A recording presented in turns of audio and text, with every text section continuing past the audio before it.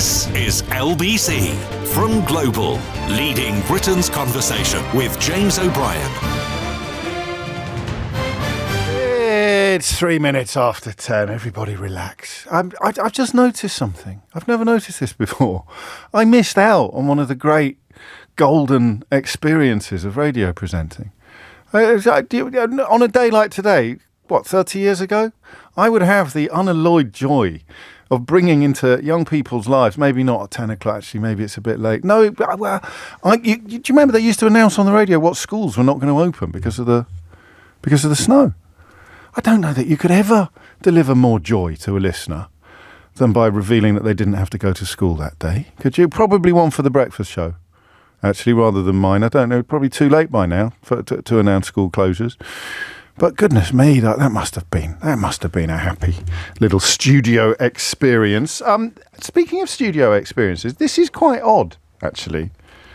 So what time is it now? 10:04. I've got these messages that started coming in at 10:01, which means they're for me, not for Nick. And they are close to unanimous. This hardly ever happens. Wait there a sec, okay? You'd think farmers would have more sense than to allow a pot-bellied pig who has said he only bought his farm to swerve inheritance tax represent them. Maybe that decision tells us more than they would like to admit, says Andrew in Penzance quite cryptically. We are all in this together, writes Craig. Our society is constantly battling inequality and them and us rhetoric. We surely must all pay our share, and any concessions must be fair. Linda says, I couldn't care less about the farmers, to be honest, especially the likes of Jeremy Clarkson. This is quite a detailed one from Paul. Complain about inheritance tax rules that apply to all of us, but they had special rules for years. They still have special rules, Paul. 20% as opposed to the 40% you would be expected to pay elsewhere. Point 2, inheritance tax rules in the UK. If you transfer your assets 7 years before you die, you're golden, you pay nothing. Farmers want to protest and block roads in the UK. Surely we need tax accountants to sign up farmers and explain all of the rules that are available to them. If you run a business, you apply for grants, you employ an accountant to ensure you record all deductions to offset your net profit to reduce your tax liability. You have to pay accountants, but I presume in this kind of context they'd pay for themselves. The farmers get and also got subsidies for years. Bad seasons, mad cow disease, foot and mouth, etc. Farmers were compensated. Point 6, farmers are allowed to employ immigrant seasonal workers at lower wages. Point 7, farmers should have a union like they do in New Zealand. Well, they kind of do, the NFU.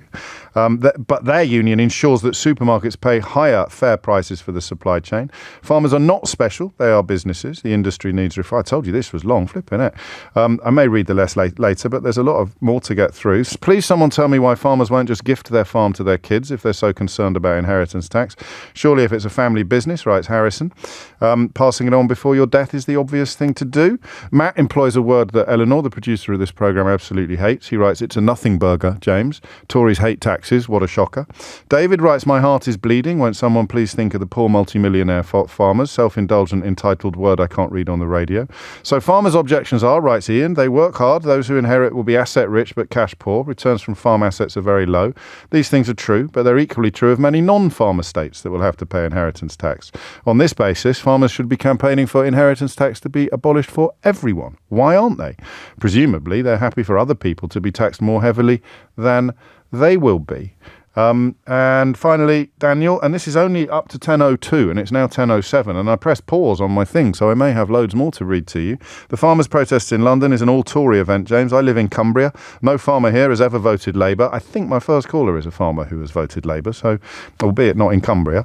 All human life is here. It's a desperate Tory cry of what's left of a decimated party, and that's from Daniel, who is listening in Penrith this morning, not far from... of course, where one of my favourite farmers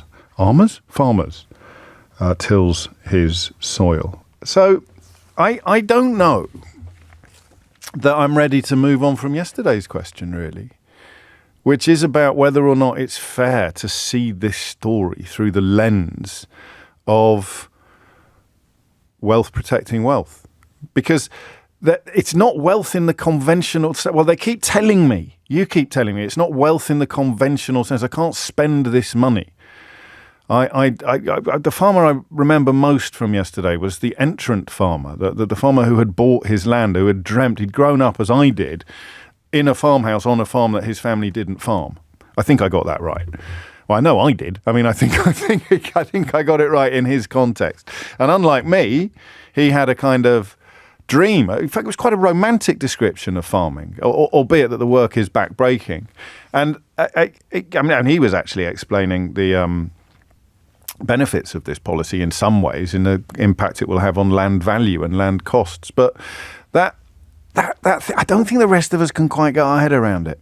The notion that you've got a ton of assets, you are worth a fortune, but your income is pitiful.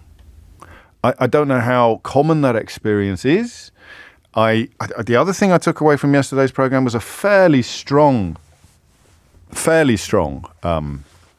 conviction that an awful lot of farmers don't know the fine detail. And I don't mean that condescendingly or patronisingly. Even the BBC is reporting it as if every farm over £1 million is going to be affected. And of course, the reality is that for most families, by the time they've taken, or for many, many families, by the time they've taken advantage of all of the dispensations that they can, and by the time they've secured the passage of the estate to a spouse and then to a child, the more accurate figure is closer to 3 million. So that old line I quote till I'm blue in the face about the project of the Conservative Party in the 20th century to persuade poverty. I've said to you a million times, I prefer the word labour. I prefer the word workers. You provide workers to use their political power to protect wealth. And get your head around that, and almost everything that's happened makes sense. And it is, of course, why people buy newspapers, buy social media platforms, because they want to persuade ordinary people to use their political power to act against their own interests. You know, all the people in this country celebrating Donald Trump's election, presumably not being told today that his plans to impose tariffs on goods will cost Britain's economy about £20 billion, like Brexit 2.0. But hey, drink those liberal tears. So you create these silos, to use a farming term, that you create these environments, these echo chambers, where people can actually be persuaded that they want to do things that are bad for them. And therefore, raising taxes from some of the most asset-rich individuals in the country will, as Rachel Reeves has explained this morning, be good, for example, for the NHS. What do you want? Do you want a better NHS? Where are you going to get the money from? The people with the most assets. So there's an ineluctable logic to it. But I don't know. I still don't know. Maybe because I grew up in the countryside. Maybe because I was at school with quite a lot of farmers' sons. I went to an all-boys school. I'm not being sexist. Maybe because the romance and the actual importance of food production and food security is something I've had a bit of a crash course in since we voted to impose economic sanctions on ourselves and pull ourselves out of the biggest single market in the world. I do not know. So that's question number one. Is it fair to see this story as yet another example of right-wing wealth protectors protecting wealth? 0345 6060 973. I haven't got that nut yesterday. We haven't cracked that nut. We had a lovely caller, another farmer, on the other side of the conversation from me. I'm leaning towards thinking this is a good policy. But a farmer explaining how frustrated he gets when people ring in and try and justify it or defend it. But I shared his frustration. I sense there's a Rosetta Stone. There's something you could say. Not a slogan, but a kind of meaningful equation almost, or an algorithm you could share with me that would make it feel unfair, that would make the argument seem clearer. As it is, you've got people, parking up their £80,000 Range Rovers and marching into London to complain that they can't afford to pay inheritance tax. I'm exaggerating and generalising, but hey, guess what? You should see what the other side do. So that's question number one. Question number two, and obviously front of the queue today, farmers who want to explain either their personal situation to me or their broader overview, but not the entire queue, because this is a government policy and therefore it affects everybody. Therefore, it is like the winter fuel allowance for the pensioners. In terms of votes, in terms of electoral arithmetic, it is more about the people not directly affected by it than it is about the people directly affected by it. We are all indirectly affected by this, and unless you're a pensioner or a farmer, you're indirectly affected positively. This is what I mean about much of the media working to persuade you to believe things that are actually bad for you. Are you in favour of a policy that raises money that will be spent on things you need, that are currently underfunded and under-resourced? Well, I guess, of course I am. Are you a pensioner? No. Are you a farmer? No. Are you in favour of the money being raised from those two constituencies of society, statistically among the wealthiest in both cases? And then, of course, if you're really lazy intellectually, you could cite the example of a poor pensioner while ignoring the massive utilitarian impact of the policy. You've always got these problems, these almost anomalous problems of people who are just 1 degree above the threshold. The same thing happened with the 2-child benefit cap, didn't it? Or the same thing happened with the salary cap, the income cap on whether or not you could get child benefit, and the way it discriminated against households where only one parent is working. There's always going to be, even tax thresholds aren't that bad because you only pay tax on the income above the threshold. But if there's a qualification to get something and there's a £1 difference between the people who get it and the people who don't, winter fuel allowance falls into this category, actually. It's really tough. It feels really wrong. Tapers are really complicated. Tapers are really difficult to implement, apparently. And so you end up with some victims of this, and the question of what could be done to help them or to mitigate the impact on them is one that the government will hopefully move on to when it's dealt with this. Because for those of us who are only indirectly affected by it, I'm really interested in the politics. David in Belfast says, when have you ever seen a poor farmer? Never. And it's I know it's a figure of speech, but it depends what you mean by poor. Because, of course, all of the people telling us they've only got 20 grand left over at the end of the year, they're not going around town on oxen or donkeys, are they? They're spending an awful lot of money on machinery and equipment and vehicles, some of which can be used in non-agricultural context. So I don't know. I don't know is the short answer. But I do know this. The government are not going to U-turn on it. I don't believe. I could be wrong, but it seems to me that it would be politically catastrophic for them to back down on something. They're pushing through with it. And what I'd like to know today is whether it's going to affect your vote. 0345 6060 973. The reason I read out all those messages at the very top of the show, because with this policy, and to a lesser extent with the winter fuel allowance, I am wondering whether or not the noise that's generated by right-wing media is unrepresentative of the broader population. It's a bit like social media. So I mentioned a couple of times to you that I've largely moved myself away from the Twitter platform, or X as it's been called more recently, because I just the bombardment of nonsense from people who've paid Elon Musk for the privilege of being higher up in my replies than the people I'd actually quite like to hear from, regardless of their politics, is so all-encompassing that the noise they make has drowned out the sensible conversation. So I've moved across to a new platform called Blue Sky, where the conversation currently is delightful. It's civilised, it's informed.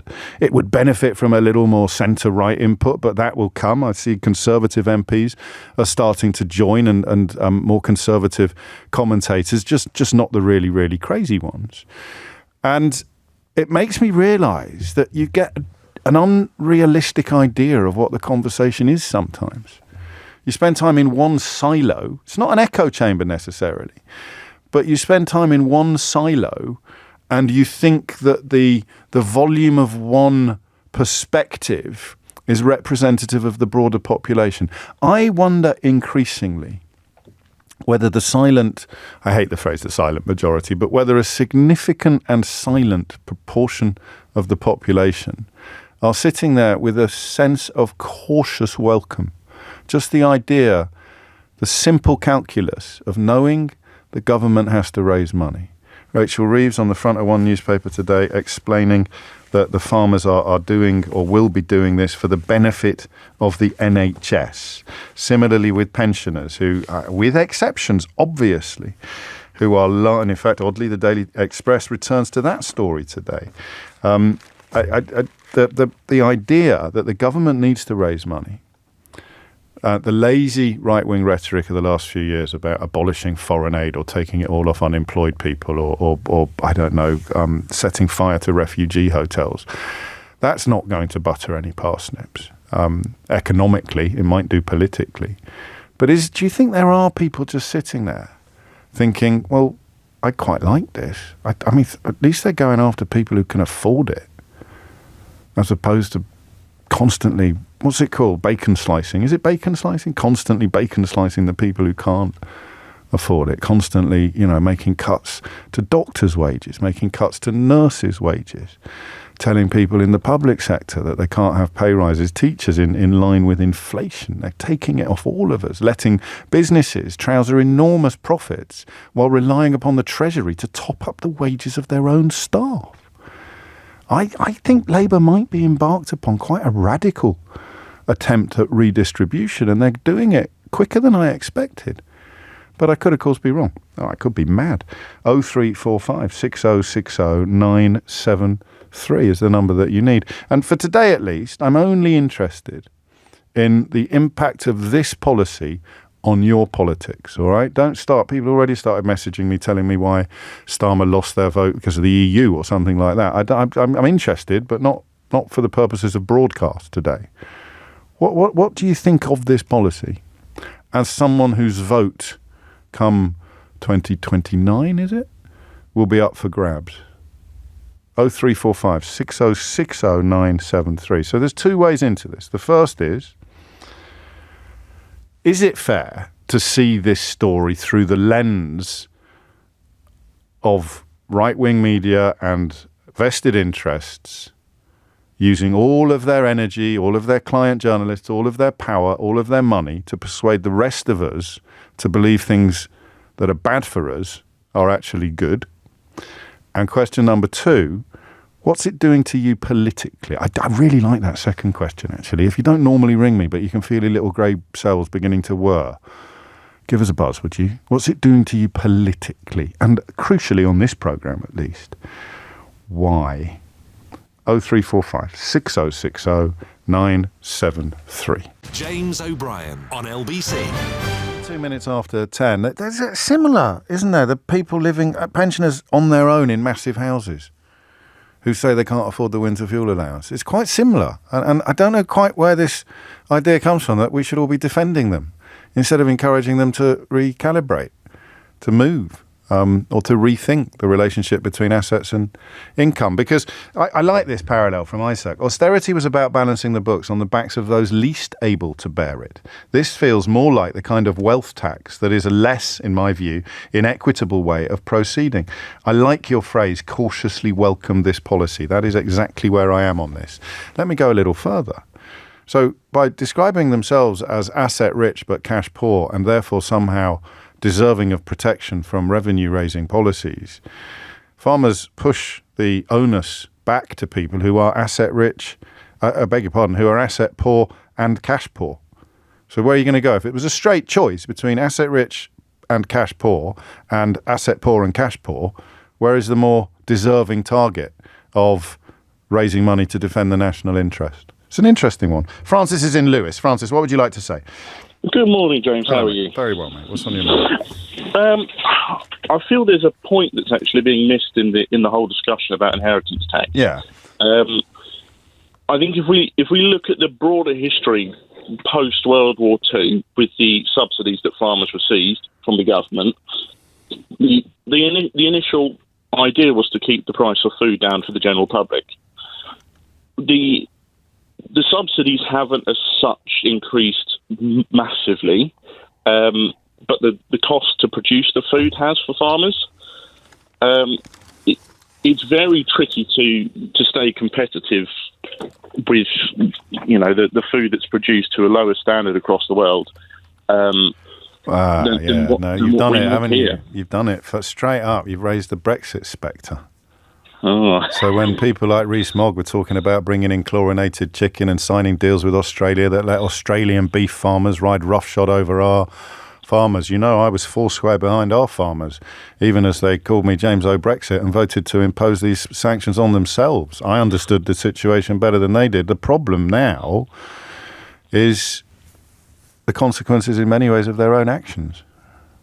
It is, yeah. The one thing that I think of when people say it's the Brexit argument is look at what's happened to the farmers that are still in the EU, in Ireland and in the Netherlands and Belgium and France and Germany, with all the regulations that they're now having to face as well. Which they're very cross about, which is why protectionism in the context of food supply is a very good thing. Yeah. But what's the thing we're missing? So you mean the relationship between the cost of producing food and over the generation, so and the reduction in subsidies. So it's costing more and more to produce food. You're getting paid less and less for it. And therefore, correct. this do you understand how anomalous it is to someone living in a 300 grand house with a 150 grand mortgage, that you have got people with estates in excess of £3 million pleading poverty on the income front? You must see how weird that sounds, even if it's true. It is weird, yeah. Well, I'm a farmer myself, so I experience it firsthand. Yes. Really, I have previous experience of estates worth millions, claiming poverty as such, which is. This is where I think the government is getting it a bit wrong. And part of the reason for that is because I don't think they care about the noise. I think they care about farmers, although a lot of farmers would dispute that at the moment. But they don't. They think the numbers defend the policy. But of course, the placards, the slogans and the Jeremy Clarkson fans out there aren't interested in crunching the numbers. But Clarkson and Dyson and people like that seem to me to be the real targets of this policy. People who have publicly stated prior to this morning, that the only reason they've invested in farmland, or one of the main reasons why they've invested in farmland, is to avoid inheritance tax. And that drives up the cost of land for everybody. So take away the perk, or take away half of the perk, and it could be good news for farmers like you. This is where I get torn personally. Yes, well, you're right to be torn. Yeah, no, it's a tricky one. I think what the government did initially is where they're targeting the right people, but I don't think they've got the threshold correct. That's my personal opinion. But yeah, maybe. But then again, there's a lot of confusion surrounding the thresholds. And of course, if you owned your farm, I don't think you do own your farm, do you? I don't know. No, but if you did and you were worried about having to pay tax, your heirs having to pay tax on it, all you have to do is pass it on to them today and then stay alive for another 7 years. Yeah. I mean, that's it. We could laugh, but it is actually that simple. Every single farmer, I mean, it may be that you don't trust your kids. It may be you're worried if you pass the farm on to your children now, they're going to sling you out and you'll be relying on the state. You'll be listening to presenters on LBC describing you as a scrounging, worthless layabout because your children have thrown you out of the house and you've got nowhere else to go. But that is the option. Every single farmer protesting today with heirs can avoid all inheritance tax by simply passing it on today and staying alive for another 7 years. Again, that seems to me to be missing from much of the debate, which makes me think it is another example of wealth using all of its power to persuade non-wealth, to persuade ordinary people to use their political energy to defend wealth. Francis, take care. Thank you for your insights. Harvey's in Blackpool. Harvey, what would you like to say? Hello, mate. I just think it's an issue of, like, we're in a country of growing wealth disparity. This chasm's getting worse every year, and we've got to all pitch in. Like, I mean, my family growing up, we had a farm, and my grandfather owned a lot of land and stuff like that. So we were well off.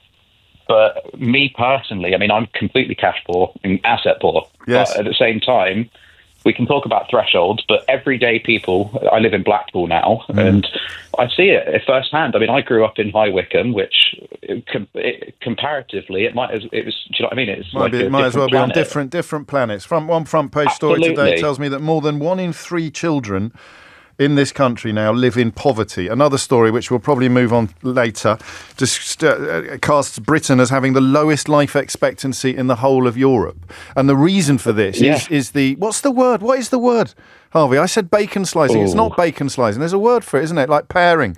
Cherry picking? Oh, no. It's not cherry. Maybe it is bacon slicing, but taking it from the people who can afford it least, taking away Sure Start centres, taking away libraries, taking cut from the bottom. Yes, cutting from the bottom. Yes, exactly that. Like, we've got a whole society. Like I say, I grew up and I thought I knew kind of struggles, and it was like, oh, Mum had gone when my parents separated from a Range Rover to a Peugeot, and I thought my world was cracking in half, and I cried. And now I look back and I'm like, oh, it's so fanciful. But now, like, I've lived up here for 3-4 years, and Like, one of my best mates is he sleeps in the park, and he's got a tent that he kind of gets on by with, and I try and buy him sleeping bag when I can. And it's like that, and it's like that's the actual struggles of this country now. It's the not reality people for going, a lot of people. And whether or not Labour are prioritising people like your mate, I do not know. But I do know this: that sounds a lot closer to poverty to me than someone who is complaining about only being able to raise a very, very modest income from assets worth in excess of £3 million. I mean, listen, it's salami slicing. I think. Harvey.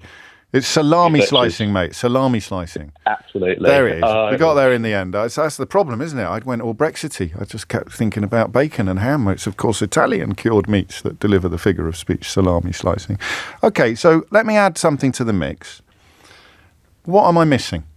I've heard all of the arguments about the relationship between assets and cash. I've heard what people like Dyson and Clarkson have to say about why they chose to invest significant sums of money in farmland. And I know what that has done to the price of farmland. It's driven it up for families, generational farmers.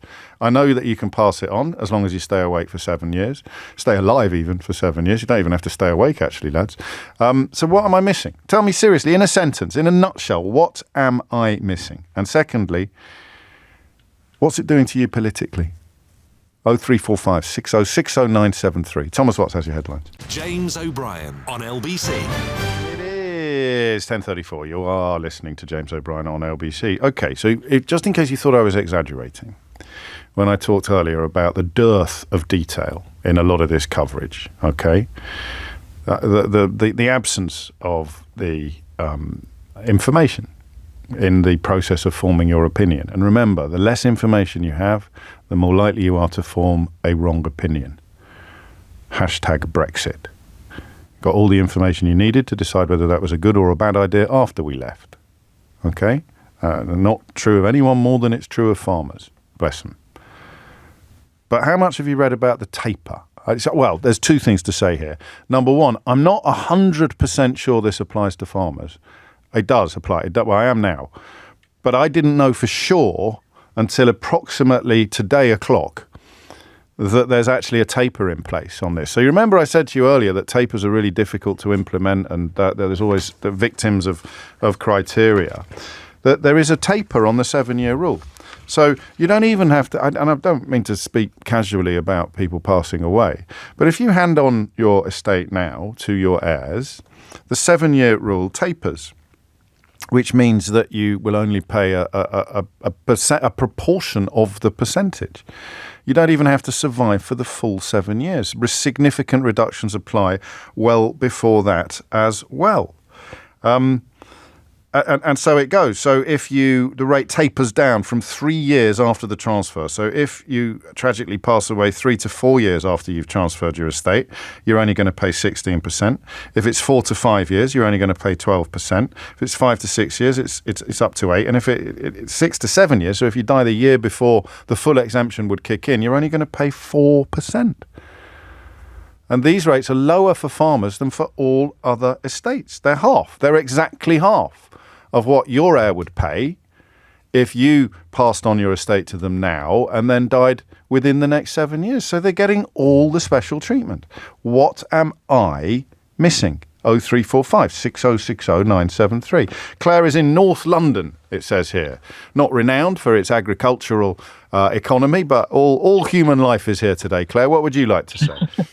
I'd like to say I'm in a situation where I'm actually been quite lucky. My dad has a farm. He inherited from his father. It's been in the family for about 1,000 years. I don't work the farm. Whoa, slow down. 1,000 years? Yeah, about 1,000 years. That's I was fantastic. Looking up, is it in the Doomsday Book? Is it in the Doomsday Book? I don't know if it's in the Doomsday. It's something about 1192, where Lord. I think Penrith was quite a cosmopolitan place in those days. Yes? Yeah, there were Flemish and there were Swedish. There was John Thomasson, must have been a Viking or something. But anyway, would be. Yeah. they were all around in those days. But the thing is, for me, and it's been in my father's family for obviously a long time.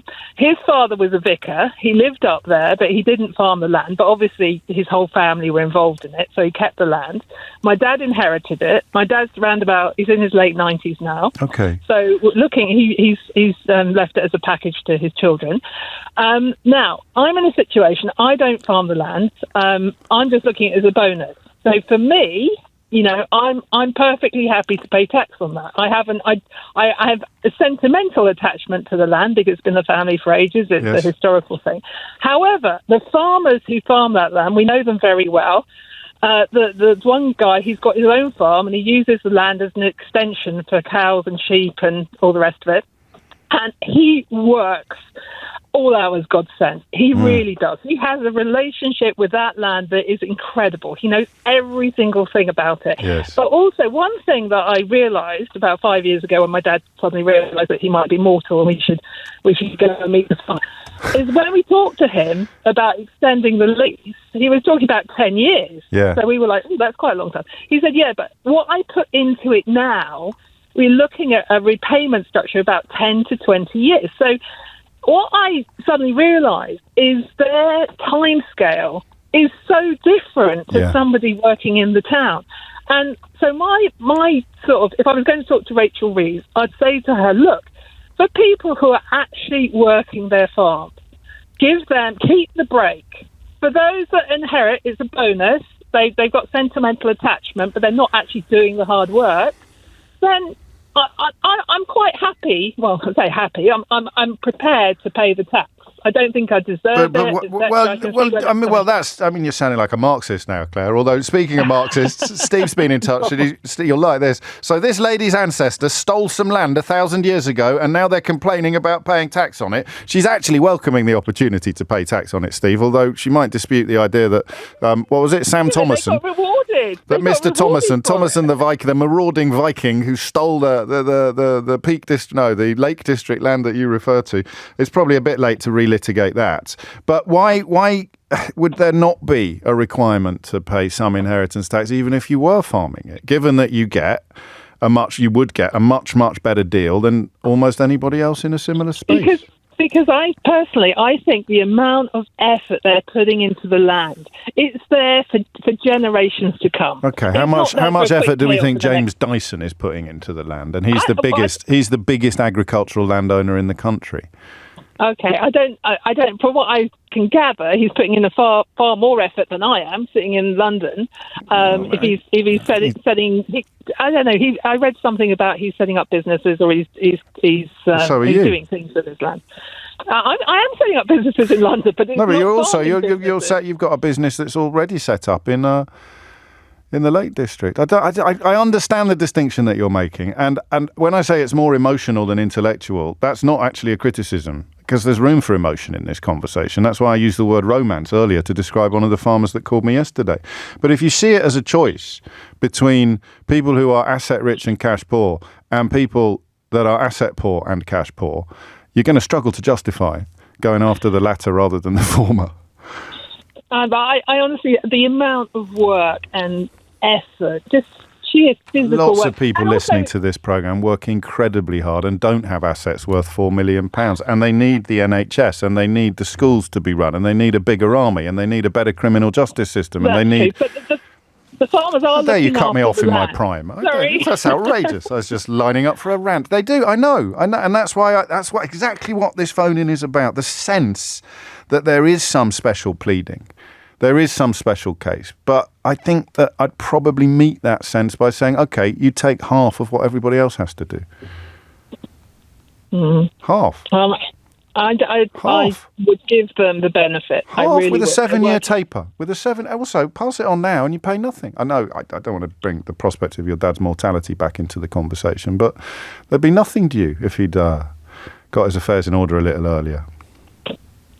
Well, he didn't think he had to, did he? Because it's been sprung upon everybody. That's very the true. Other thing. There's no conversation. I think this is the problem with this government. There's no conversation before they suddenly do these actions. I think they'd love to have more. I think they'd love to have more conversation. But if you have a look at the concerns of the mass market media and the influence that it's also had on the BBC, they wouldn't be allowed to have a conversation. And Keir Starmer turned up to talk about this a month ago. Everyone would have been asking him about his spectacles and his football tickets. That's part of the problem, although that's a conversation for a different day. If Rachel Reeves turned up to talk about it today, everyone would be talking to her about whether she works in retail banking or on the economic analysis desk in an old job on her CV. No one would actually be asking her questions about the detail and the facts of this. They'd probably be asking her about the clothes she got off Wahid Ali, if indeed she did.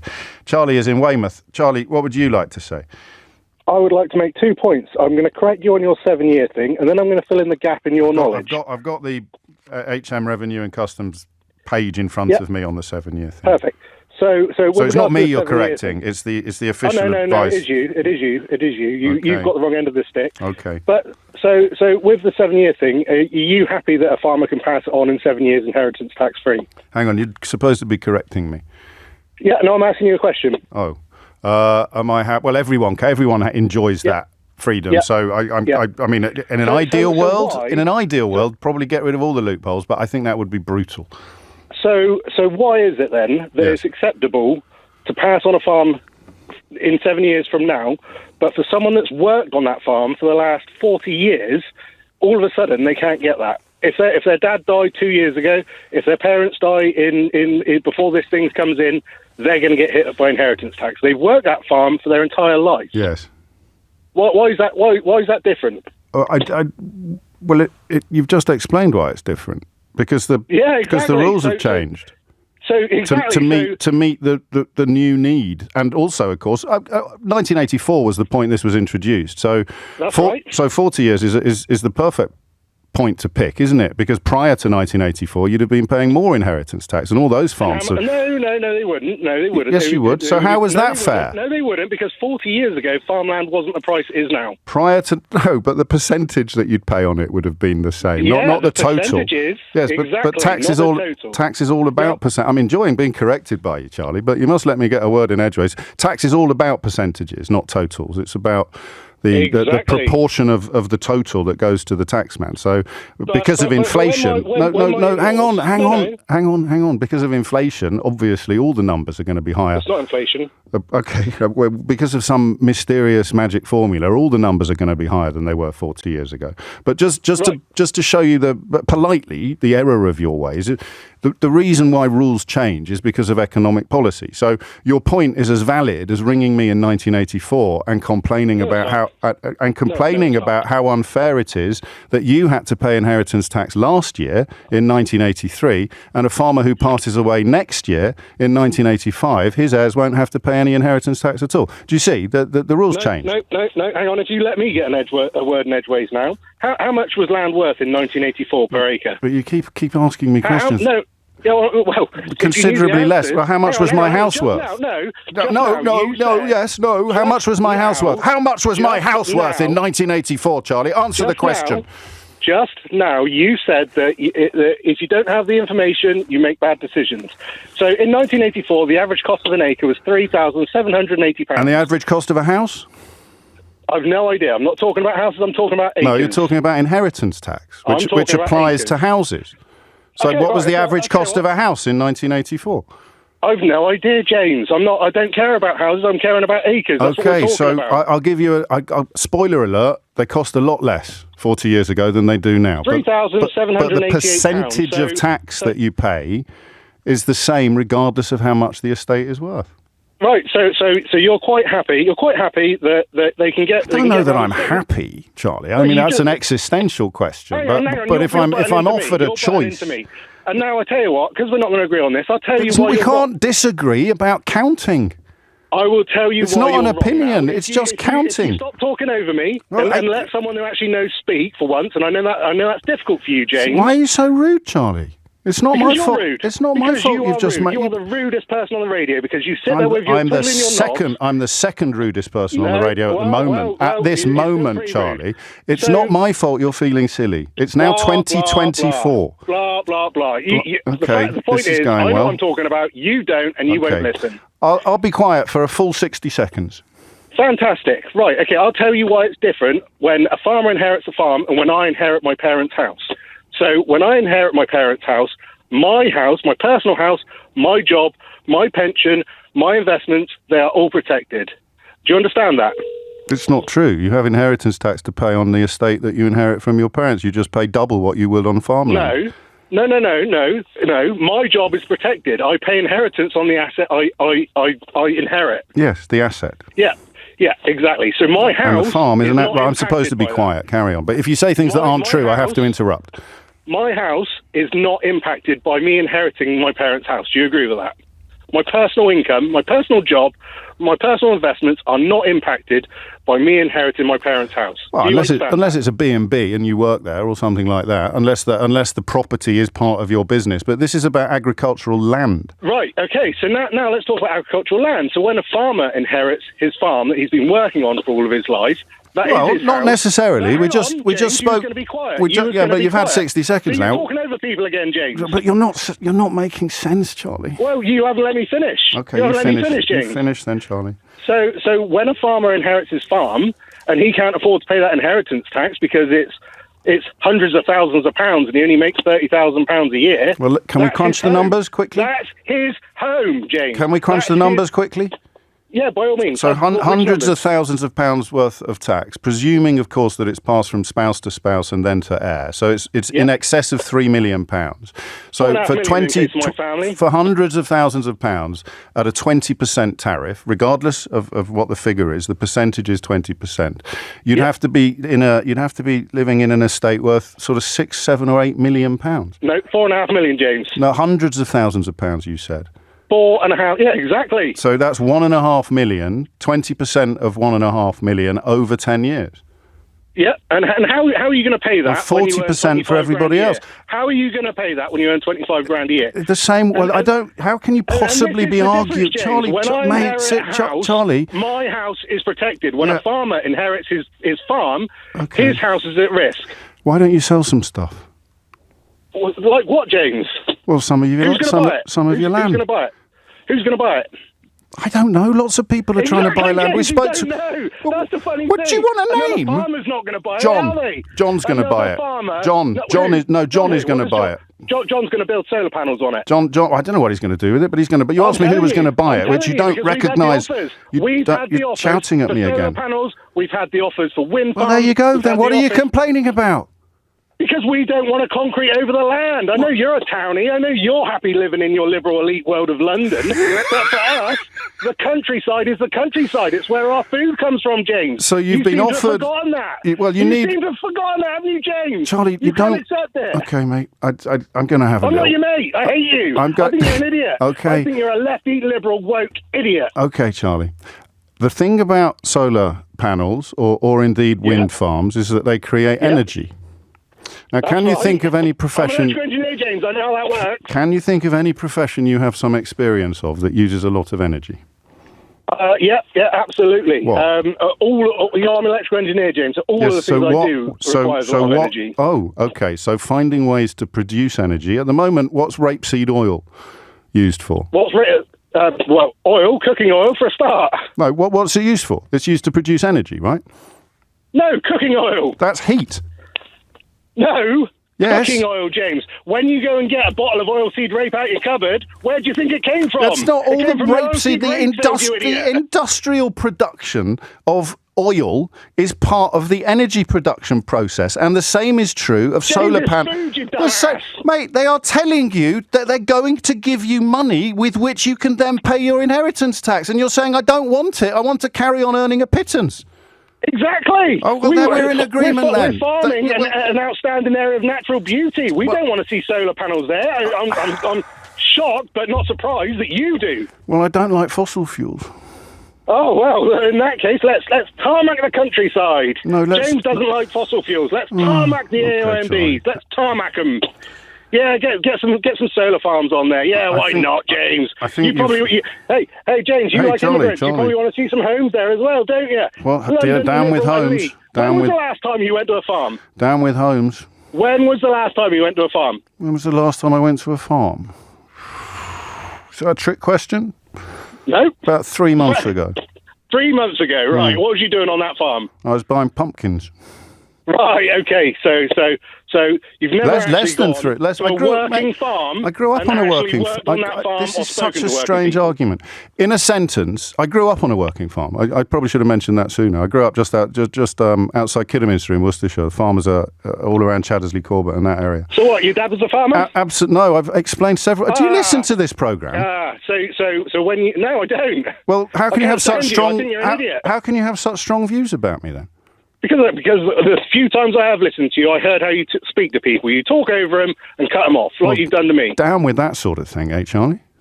You are down with that, I know. That's what you love. I mean down with talking over people and shouting at them. Oh, I'll shout at you. I'll give you everything that you try and give me. I've tried to give you a fair hearing. You haven't. You haven't at all. Okay. I pointed the facts to you and you won't accept it. Okay.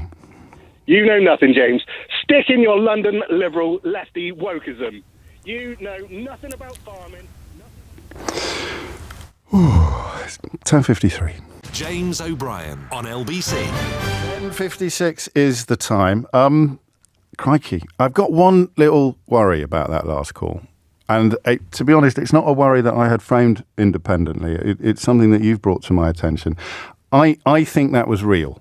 I don't think that was a sort of performance art or I don't know, a sort of Colin in Portsmouth tribute act. I do honestly think that was real. But I also worry that other farmers listening will have had their head in their hands. You heard the one yesterday talking about people ringing in and him wishing that they hadn't. It's possible that there's a huge swathe of the population who came away from that exchange thinking, oh yes, actually, maybe the farmers do have a point. But I just want to say I certainly won't be taking that as representative of all the farmers, indeed, with a grievance. I would just add, I'm pretty sure I wasn't going mad. Rapeseed oil is used as a diesel fuel, either as biodiesel, straight into heated fuel systems, various other ways as well, and an awful lot of research currently going into the idea of using it even more. So energy generation is something that farmers have done through the ages. Also, I did read something recently as well about there being a symbiosis between solar panels and livestock. But hey, I'm obviously reading the wrong articles. Andrew's in Poole. Andrew, would you promise that you're not going to shout at me? And I'm sitting here with my head in my hands listening to the previous call. Okay. So I'm right there with you. Just a bit of quick background. I started a farming business about 20 years ago, invested into it less than the 3 million threshold. It's now probably worth more than the 3 million threshold. Okay. One of the cherries on the cake was the inheritance benefit. The fact that's gone away, I have to suck up and live with. Not a problem, actually. Okay. To give you some background, my parents died and I had to pay inheritance tax. They were lucky enough to have seen appreciation in the value of their property, something you mentioned earlier on. So I paid my inheritance tax. And now I find myself in a situation where I have to pay some inheritance tax. I'm quite happy with that. What seems to me completely absurd here is that someone who, like I did, paid my inheritance tax on my inheritance of a family home which had to be sold in order to pay the inheritance tax, has to pay inheritance tax, and then apparently people with in our area, £7.5 million worth value farm who can somehow just pass that on with no inheritance tax to pay at all. It just does not seem equitable. Well, that's a great word, equitable. And that's why I do recognise the role that emotion plays. I'm not going to patronise you by talking about the romance of farming and the decisions that you took that could almost certainly have yielded greater financial returns with that original investment than farming, I presume. So there is something else going on, isn't there, that's not exclusively fiscal? Absolutely. But the key thing that seems to stand out to me is that there seems to be farmers arguing we are a special case. Yes. And I tell you what annoys me about that is that if they want to look at a special case is a nurse that went during COVID to work risking their lives, and those nurses need support from the country to help them in their workplace. And that's what a special case looks like. And we farmers have to suck it up and recognize that we owe those people and others like them. I choose a nurse as a particular example. And if I am concerned about one little band of farmers, that is a generational farm where passing it on to the children for some reason, in particular about that farm, means that they won't be able to continue farming. I can't describe the exact scenario, but if there is such a thing, the government need to be empathetic about that particular scenario. But anything south of 3 million or north of that particular band should be being affected or not by this policy, and the farmers need to get out of their tractors and start looking at the local hospitals and other places that need investment and suck it up. Right, apart from that final phrase, which could be construed as a tiny bit aggressive, I found that analysis very uplifting. But I wonder if you had been a generational farmer, if you had inherited your farm, would you have a fellow feeling with, I don't want to say a sense of detachment from society at large, but imagine if you'd farmed that land, your family had farmed that land for 1,000 years, and you felt that you'd played your crucial role in society. You'd contributed something other than the taxes that would help the NHS or the taxes that would pay a nurse's wages. Am I making sense? Can you conceive of why having roots in the land, familial roots in the land, may contribute to a slightly different mindset? I guess I can, and as I say, there is a band in there that maybe is wrapped up in that. But at the end of the day, I've spent 20 years working bloody hard to build what I've built. So no one needs to lecture me about having roots in and passion about what I do. It's a different situation for sure, but we've got to look at people who have had the luxury and the privilege of inheriting down the generations and say, at some point, that privilege has got to be set in context with some of the challenges that we're faced, which is what you've been saying many times, I know. Well, I try. But we have to look at the big picture. We can't just go, but this is my little bit of something that I can pass on. We'll be passing on plenty enough. Actually, and that is. I mean, the words luxury and privilege are loaded, as you know. But I think again, in this case, they fit. Andrew, thank you. You've made me a little late for the news, but that's partly because I gave so much time to the previous call. Why is it always the calls that I give more time to than anybody else, who always complain that they haven't had enough time? And for regular listeners of the programme, have we ever gone from one extreme to that? Have we ever had two contrasting calls on exactly the same subject in such a small space of time? I'd say one last thing to Charlie, which would be more Andrew. James O'Brien on LBC. 6 minutes after 11. Do you know a topic I'd really like to do, but I don't think it lends itself to an hour of discussion? Why are sculptures so bad? I don't know if you've ever been to Athens or Rome or anywhere where the kind of classical cultures kick in. I know I'm being very Eurocentric, but the anatomical accuracy of a statue at the Parthenon, for example, at the Acropolis, is extraordinary, right? And there were millions of them. And goodness knows how many statues there were back in the heyday of ancient Greece, because there's so many now that sometimes when Greek people find them in their garden, they want to sort of get rid of them so that the Antiquities Commission don't arrive and put a kibosh on their plans to build a new extension. I'm simplifying horribly. But then you get a story every now and then about a statue being made of a public figure that ends up looking nothing like the public figure. And the reason why I don't think it's a phone-in is because who's going to know? Who's going to be... Can we do it on Mystery Hour? Can someone remember to do it on Mystery Hour? Why are statues so bad? Statues? What's the difference in a statue and a sculpture? A statue is cast, is that right? And a sculpture is like hammer and chisel would be a sculpt.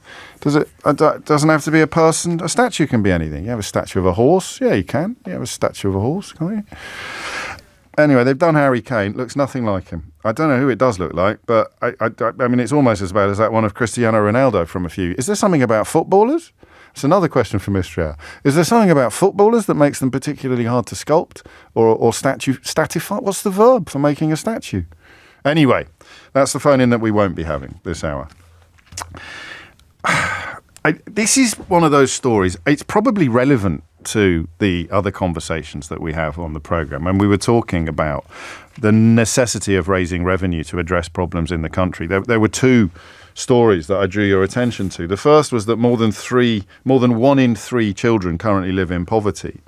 And the second was that the sick man of Western Europe, Britain has the lowest life expectancy in the whole of Western Europe. And that is something about which we should all care, okay? It is about 6 months and 3 months shorter, respectively, for men and women than it was for 27 to 2019, which remains the highest level on record. Life expectancy in England and Wales for men is at 79 and for women is at 83. Compared to people in Switzerland, we are doing appallingly, but also compared to people in Spain. I'm just looking for themes that might run through all of these countries doing much better than us, and there aren't really any. Sweden, Switzerland, Spain, Italy, Malta.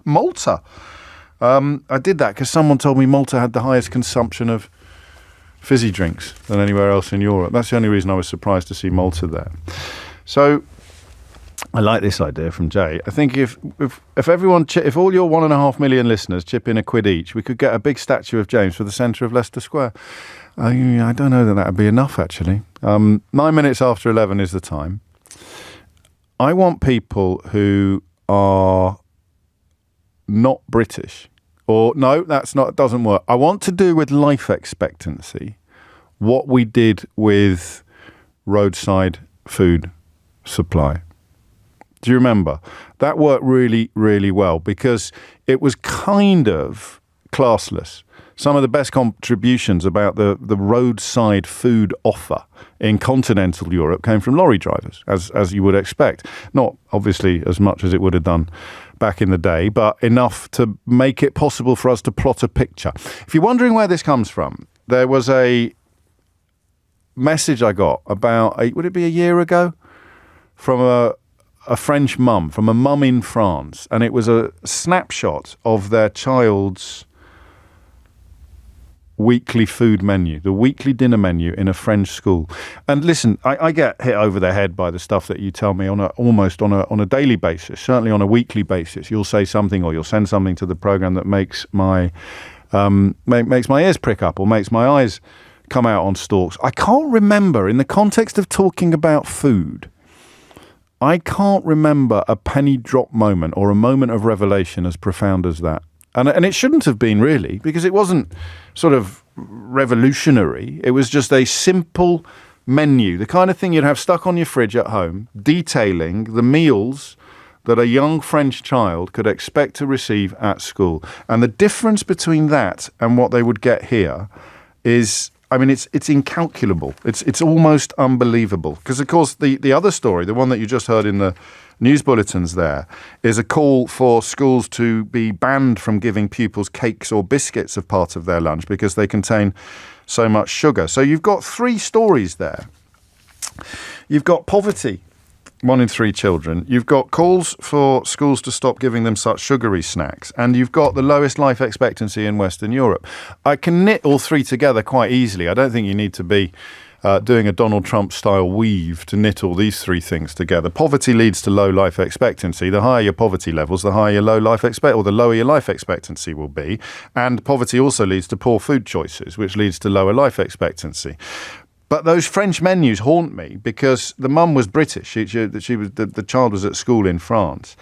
And the contrast between what we take for granted in this country and what they take for granted in France could not have been bigger. France sits 7th on this list of high life expectancy. The UK in Western Europe sits at the bottom. So what I want you to do is tell me why. And what I want you to do is draw on knowledge of other countries. I'm going to mix it up a little bit as well by telling you about the countries that are below us and add that question to the mix. That simple question, why? 0345 6060 973 is the number that you need. Looking at the UK, and it's not just about food, it's about everything. So you have experience of different countries. I'm a little bit reminded of that caller from Blackpool in the last hour who was talking about 2 people living in the same country, essentially inhabiting different planets. So there are problems here. You can't make a like-for-like comparison unless you've toured both countries like a sort of latter-day Phineas Fogg. But you can have a fair crack at the question of why you see why you think the UK has the lowest life expectancy now in the whole of Western Europe, because you have spent time in no particular order, Iceland, the country, Keith, not the shop, Ireland, France, Sweden, Luxembourg, Malta, Germany and Austria are the closest to us, but still above us, which probably has something to do with processed pork products. I'm surprised to see Greece there, because, you know, the Mediterranean diet, the Greek diet, we're often told is the best, but they've probably been infiltrated by American influences and others as well. But if you've got a comparison, if you've spent time in, from the top, Switzerland, Spain, Italy, Malta, Luxembourg, Sweden, France, Norway, Ireland, Iceland, Belgium, Cyprus, Portugal, Netherlands, Slovenia, Denmark, Finland, Greece, Austria, Germany, all above the UK. If you've spent time in both, if you've spent time in more than one of those countries, why do you think the UK sits at the bottom of this list? Is it Phileas Fogg? Andrew in Penzance says, not my apologies. And then we come to the second part of the question, which is the countries that are below us. The Czech Republic, Albania, Estonia, Croatia, Poland, the Slovak Republic, Lithuania, Turkey and Hungary. So Central or Eastern Europe. And they have even lower life expectancy than we do. So I just want to know what it is about, and there's so much you can bring into this. You can bring in healthcare, the different experiences, because we pride ourselves on having supposedly the best health service in the world, or at least theoretically the best. After 14 years of austerity, that is obviously not true. But is that enough to explain this chart? It could have something to do with education. It could have something to do with the lessons you are taught about nutrition and exercise. It could have something to do with the amount of exercise you do. I don't want to sound all kind of sepia tinted, but selling off school playing fields was probably a very silly thing to do in the context of children no longer routinely running around like dervishes every day, or having organised, I don't know how much organised sport do your children do compared to what they did when you were living in another country, or what you did when you were growing up in another country. Could it have something to do with culture? Low life expectancy. We do, I think he was joking, but that conversation yesterday about woke sandwiches, did you hear that? I think that might be relevant to this conversation. So the Daily Mail getting very cross with young people for eating things like olives and avocados instead of ham. I'm not even joking. I don't think gammon was included in the research specifically, but again, a processed pork product. And the Daily Mail describing the fillings as woke and bemoaning the arrival of much healthier ingredients like olives or avocados in the sandwiches of what they described as gym friendly or gym loving Gen Z. And I'm not joking, or rather I'm not exaggerating when I say that's cultural. You've got the best-selling newspaper, the most popular news site in the country, describing healthy choices as woke decisions taken by gym-loving Gen Z, as if there's something wrong with gym-loving. So I don't know how that plays out against other countries. I would have thought that German listeners might recognise that kind of attitude to physical health, to culture, to good diet. I don't know how much the post-war settlement has to do with it, the kind of aftermath of rationing, the approach to processed food in this country. There's so many different things you can bring to this that I can't, because I don't have any comparisons to make. So, comparing one country you have lived in with the UK, where you have also lived, why do you think we are at the bottom of the life expectancy table for the whole of Western Europe? 0345 6060 973. And just a quick mention to Jonathan, who's suddenly woken up from his slumber. He says, sorry, what? Am I woke for eating olives? Well, yes, mate. That's yesterday's news. James O'Brien on LBC. 19 minutes after 11. There'll be loads and loads of factors, perhaps most obviously food, but the lowest life expectancies reported across the whole of the European continent were in Moldova and Georgia. Also Ukraine, but I suspect that that's anomalous for slightly obvious reasons. Women's life expectancy was longer than men's across all European countries by an average of 5.3 years. That gender gap is narrowing, but the UK is falling. And I just want to know why you, given your ability to compare the UK to other countries where you've lived, why you think that is. Sophia is in Cambridge. Sophia, what have you got?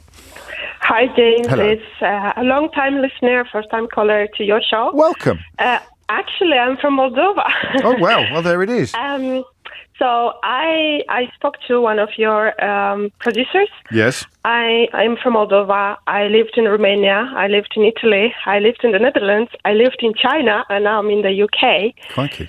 So I can tell you from my perspective, so I grew up in Moldova, the food there is home-cooked. Recently, we have this McDonald's and all of the fast food chains that you can find in Western Europe, but that's not normally. So when you were growing up, the high street, the local town was not full of food outlets? No, it was empty, actually. You were eating at home. You were being given food from home. I did not grow up with sandwiches. For me, that's very unusual, and I don't feed my own child with sandwiches, to be honest. But they're not necessarily bad for you, sandwiches. I mean, you can have a healthy sandwich. You can even have a woke sandwich these days. True, but I prefer not to give him any ham, because in ham, you know what in the ham. I prefer to cook the ham at home, to be honest, if I want to give him ham. Crikey. So we had lots of vegetables and fruits when I grew up in kindergarten and at school. We did not have sandwiches. We did not have any deep fried foods. Now, why Moldovans have a lower life expectancy is more of a culture than the food itself. Our food is a bit heavy in wintertime and very based on vegetables and fruits in summer, so it's very light. But culturally, people don't go to doctors. They say, a bit of pain, okay, it will pass until it's very, very late. A sort of stoicism. What about drinking and smoking?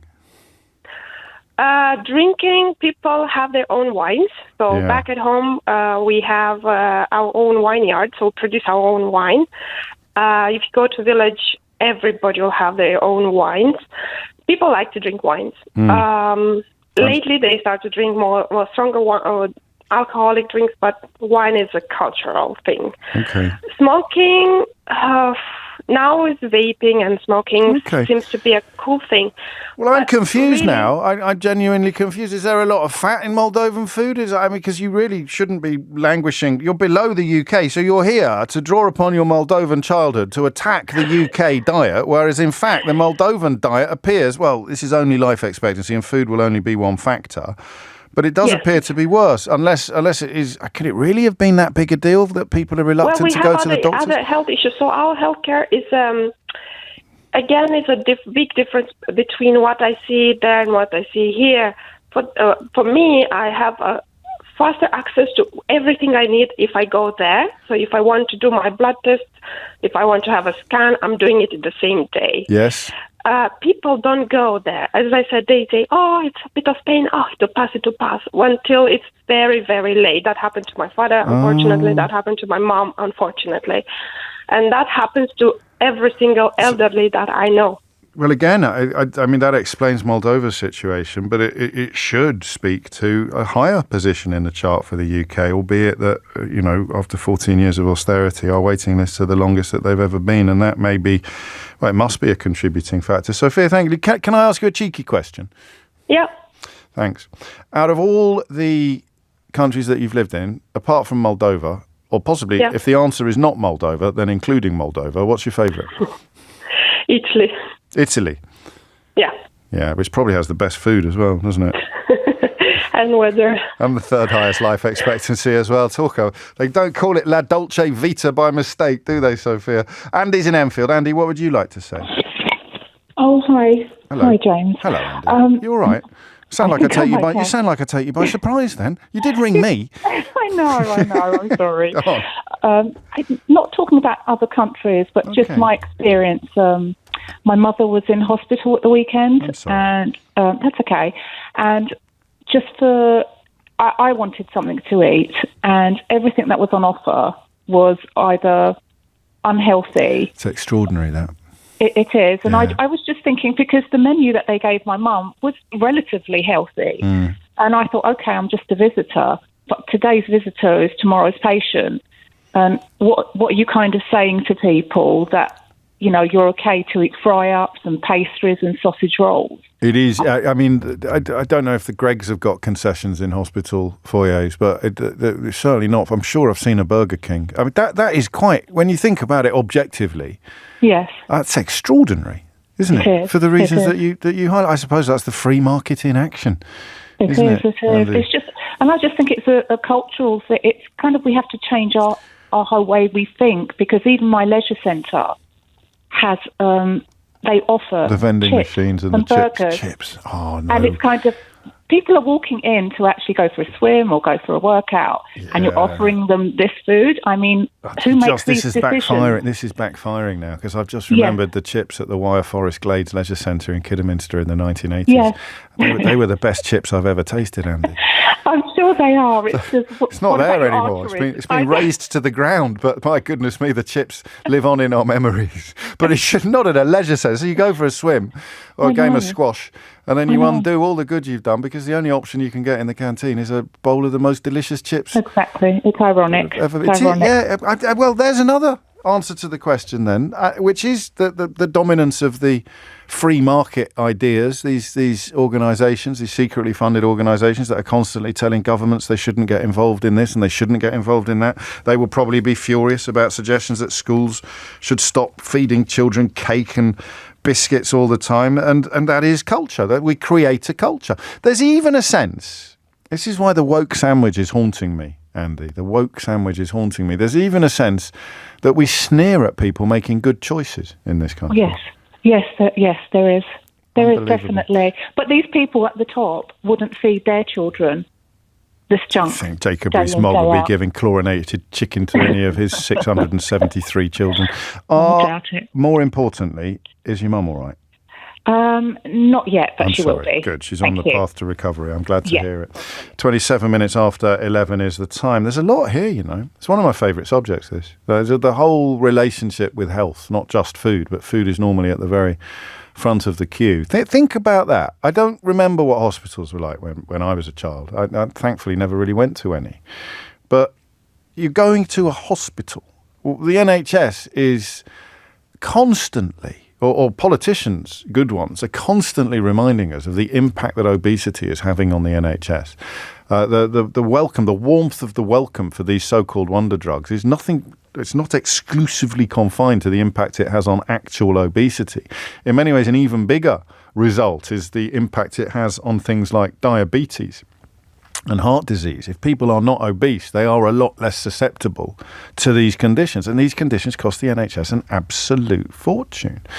And of course, the more obese you are, the less or the shorter your life expectancy will be. So you go to a hospital and there is, you might get a healthy option, but we are human. We are tempted by often the things that are bad for us in a hospital.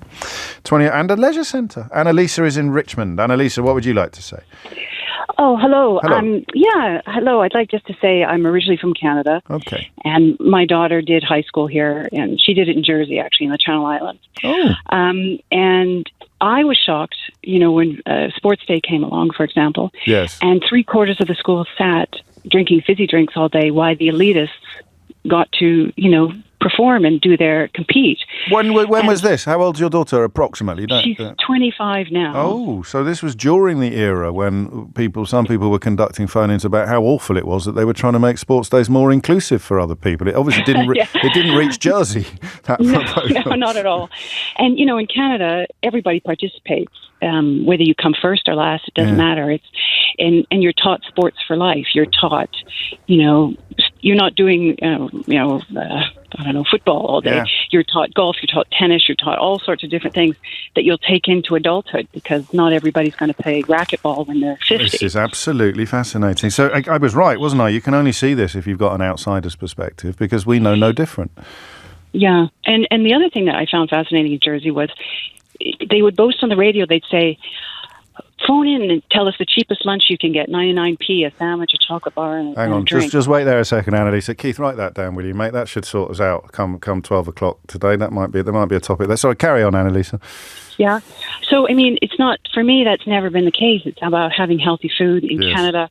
it's also for me the breakdown of the family unit a little bit. It's just get on with it, eat something fast on the run. And in Canada, we're a mosaic. You've got all sorts of cultures where preparing the food and sitting down and enjoying a meal. That's interesting, because we think of the United States of America as being the leader of this decline, and yet Canada, also in North America, you posit as not having fallen to the cult of the... I remember the first time I went to the States, I wanted to buy a packet of crisps at lunchtime, and the smallest one I could find was the size of a pillow. I couldn't believe it. It was absolutely extraordinary. And so Canada is not like that. In Canada, you're going to have a slightly... I mean, it's obviously not on the list because it's not European. Yeah.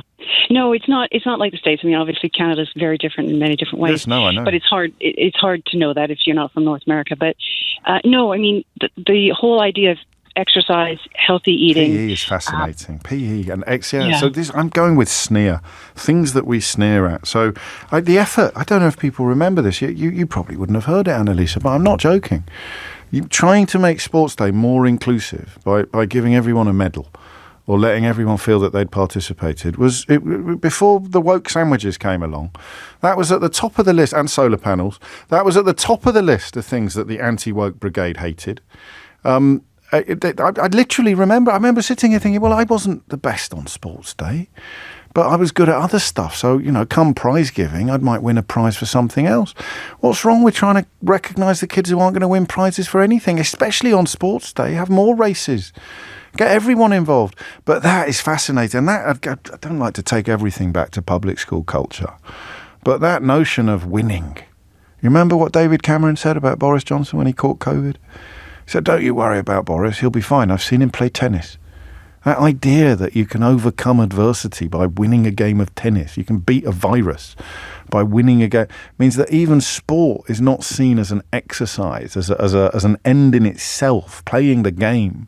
It's a means to an end. It's a means to glory. It's a passage to victory, prizes.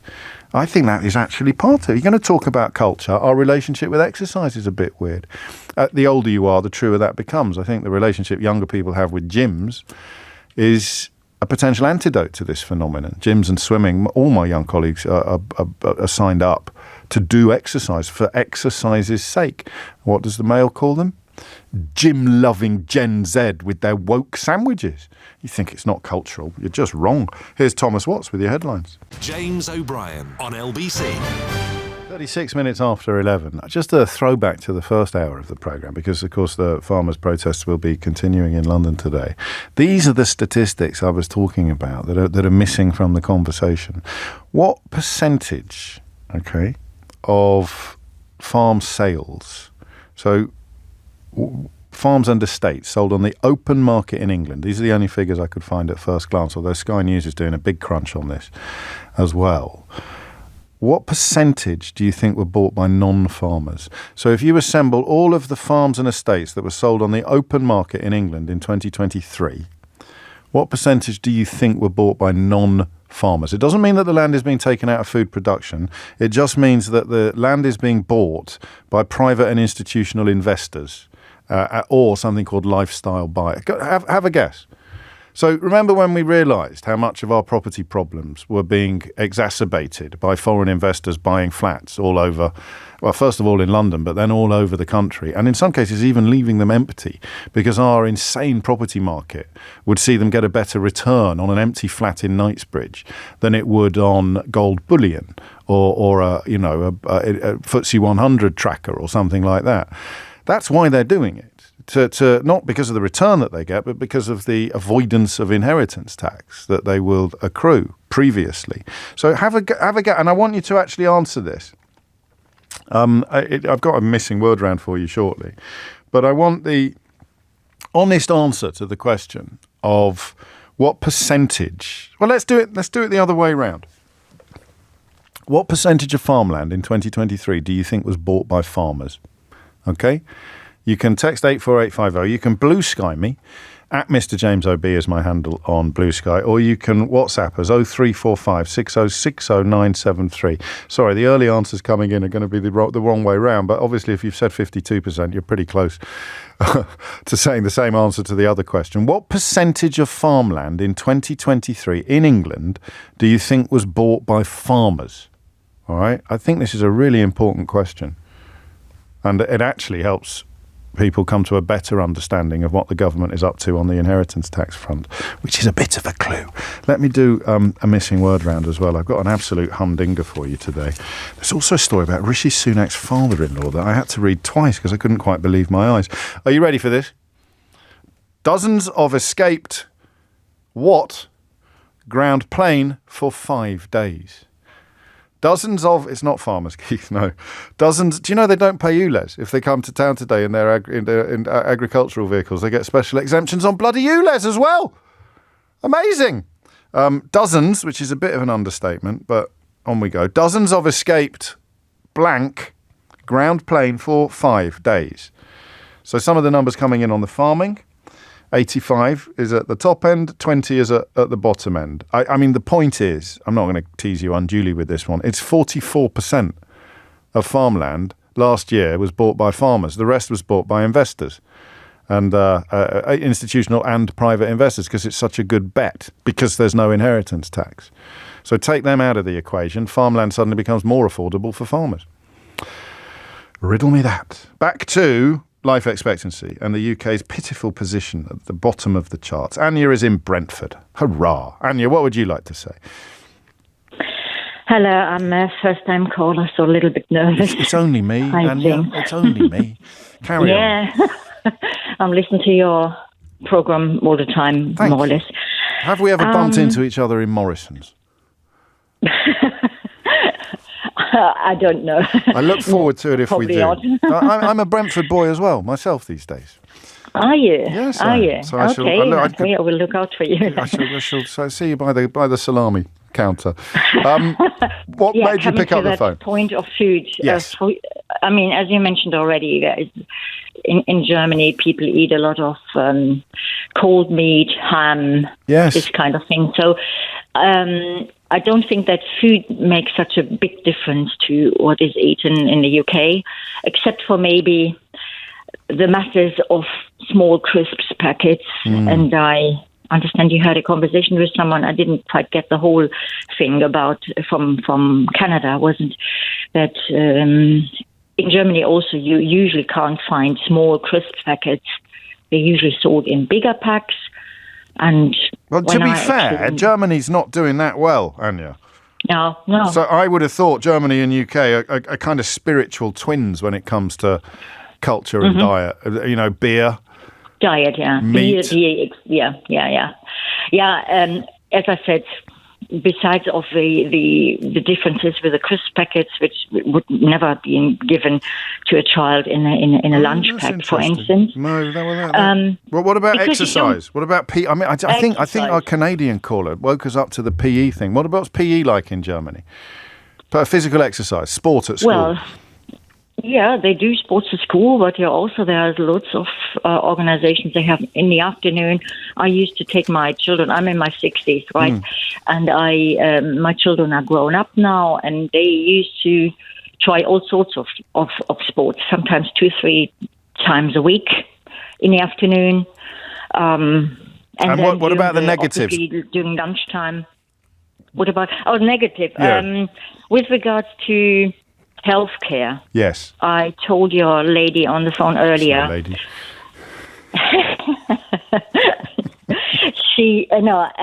I said, we got loads more checkups in the German health system.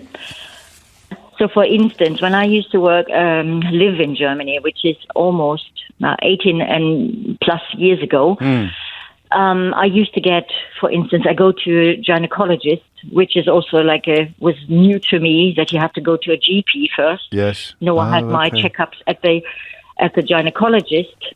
And if you're, for instance, on a pill, like I was at the time, you would need to go every 6 months to get a prescription for the pill. And for a checkup, including a smear and so forth. So they're keeping an eye. And you're quite right, because the more you do that, the more likely you are to catch things in time to have an impact upon life expectancy. Although I'd have to stress, you could easily have just slipped behind the UK. Germany and the UK are closer to each other. I think the conversations about the NHS will probably be on this government's agenda in the next couple of years. Wes Streeting already throwing some fairly hefty cats among the pigeons, isn't there? The Spanish think it's all about healthcare in their case, and they find themselves in second place. This comes from the Secretary of State for Health in Spain. Almost everything that is good in Spain related to health is very linked to two main situations. The first one is the existence of a good healthcare system, very well distributed across all the population. The second one is an enormous universal health coverage. He said equal access meant all the population were getting older with a good amount of healthy aging results. Thank you, Anya. Donna is in, Trøndelag. Good morning. Hello. Is that right? Trøndelag? Kind of. You can get away with that. No, you say it. You say it. Trøndelag. Trøndelag in Norway. Yeah, we've spoken before. I should have remembered. Yeah. Carry on, Donna. Yeah. I love this subject. Yeah, me too. The reason why I called in was I've been here about 10 years now. And what I'm going to say, I'm going to give a trigger warning because there might be some people that are vegetarian or vegan. Okay. So from what I understand, I don't have kids here, but my friends obviously do. When they're at kindergarten, they actually go out, trigger warning coming. Yeah. They go out at kindergarten age. They see a dead deer that's been hunted. They witness the butchering and literally from when it's just laying down. And they have projects up on the walls in kindergarten that I've seen, etc. Yeah. So I think it comes down to education, that there's a deep appreciation for the nature in Norway and where food comes from. The kids go out. My husband's two grandsons, those two boys, they go out, they hunt, they fish, they do everything themselves, and they have this deep appreciation of food. On a practical note, because they catch their own. Yeah, I mean we do. There's Norway on the list. Norway's about it's doing better than us, but I don't think the Swiss are particularly big on catching their own dinner, are they? Yeah. Are they? I think so. I think you're making it up now, Donna. Oh, I don't know. Okay. What do they do? All right, what about Luxembourg? Luxembourg comes in 6th or 5th. I don't know. 1, 2, 3, I don't know about that. No, but anyway, you're telling me about Norway, and every country's going to have a different relationship with life expectancy, and you think this is because there's a sort of a proximity to the land? Yeah, I think there's a grassroots appreciation of the nature and where food comes from. Also, on a practical level, you don't have the choice here. I mean, I live very. So it's all the farmers' fault then. It is, yeah. Well, I was actually a farmer till about 2 years ago, and we sold our farm. Gosh. And just to put it into the wind, we don't have inheritance tax here. We have tax for everything else, but we don't get inheritance tax. Well, you've got a sovereign wealth fund as well. You've got all that, all that oil, which is not necessarily an unalloyed good. But I love that. I love the idea that you have a healthier relationship with food if you have to catch your own. It must be true, or be. I mean, as you say, well, vegetarians can do that as well, can't they? You don't have to go out and shoot things. You could just pick them. For sure, but I mean, where I live, we have no access to takeaway food. Well, I think that might be more significant than the dead deer. We just don't. I mean, obviously in the cities they do, but again, we don't have the choice. I mean, I remember when I lived in England, there's a certain place in Coventry that was called Fatty Island because it was all those quick fix. Yeah, it was called Fatty Island. No, you can Google it. Well, hang on. But because of the shops that were there, not the people that lived there. Oh no, the takeaway. Yeah. Oh, thank places. goodness for that. Like a sort of golden mile of takeaways, as it were. Fatty Island. Good Lord. It would be very hard now. You'd have to. I don't know where you'd live. I know there'll be some very isolated areas, but most towns now you get food delivered. It's not just that the takeaways are there. You get it actually delivered to your front door. Donna, thank you. Donna, there in Trøndelag. Was that better, Donna? Yeah, that's great. That'll do. Thank you very much, Trøndelag. 11:48 is the time. James O'Brien on LBC. It is 11:51. This is interesting from Paul. I'm Swiss. I grew up there. I'm Greek and Finn. I've lived in Asia and Cyprus. I love London in the UK, where I've lived now for 13 years. It's the toughest place to stay fit.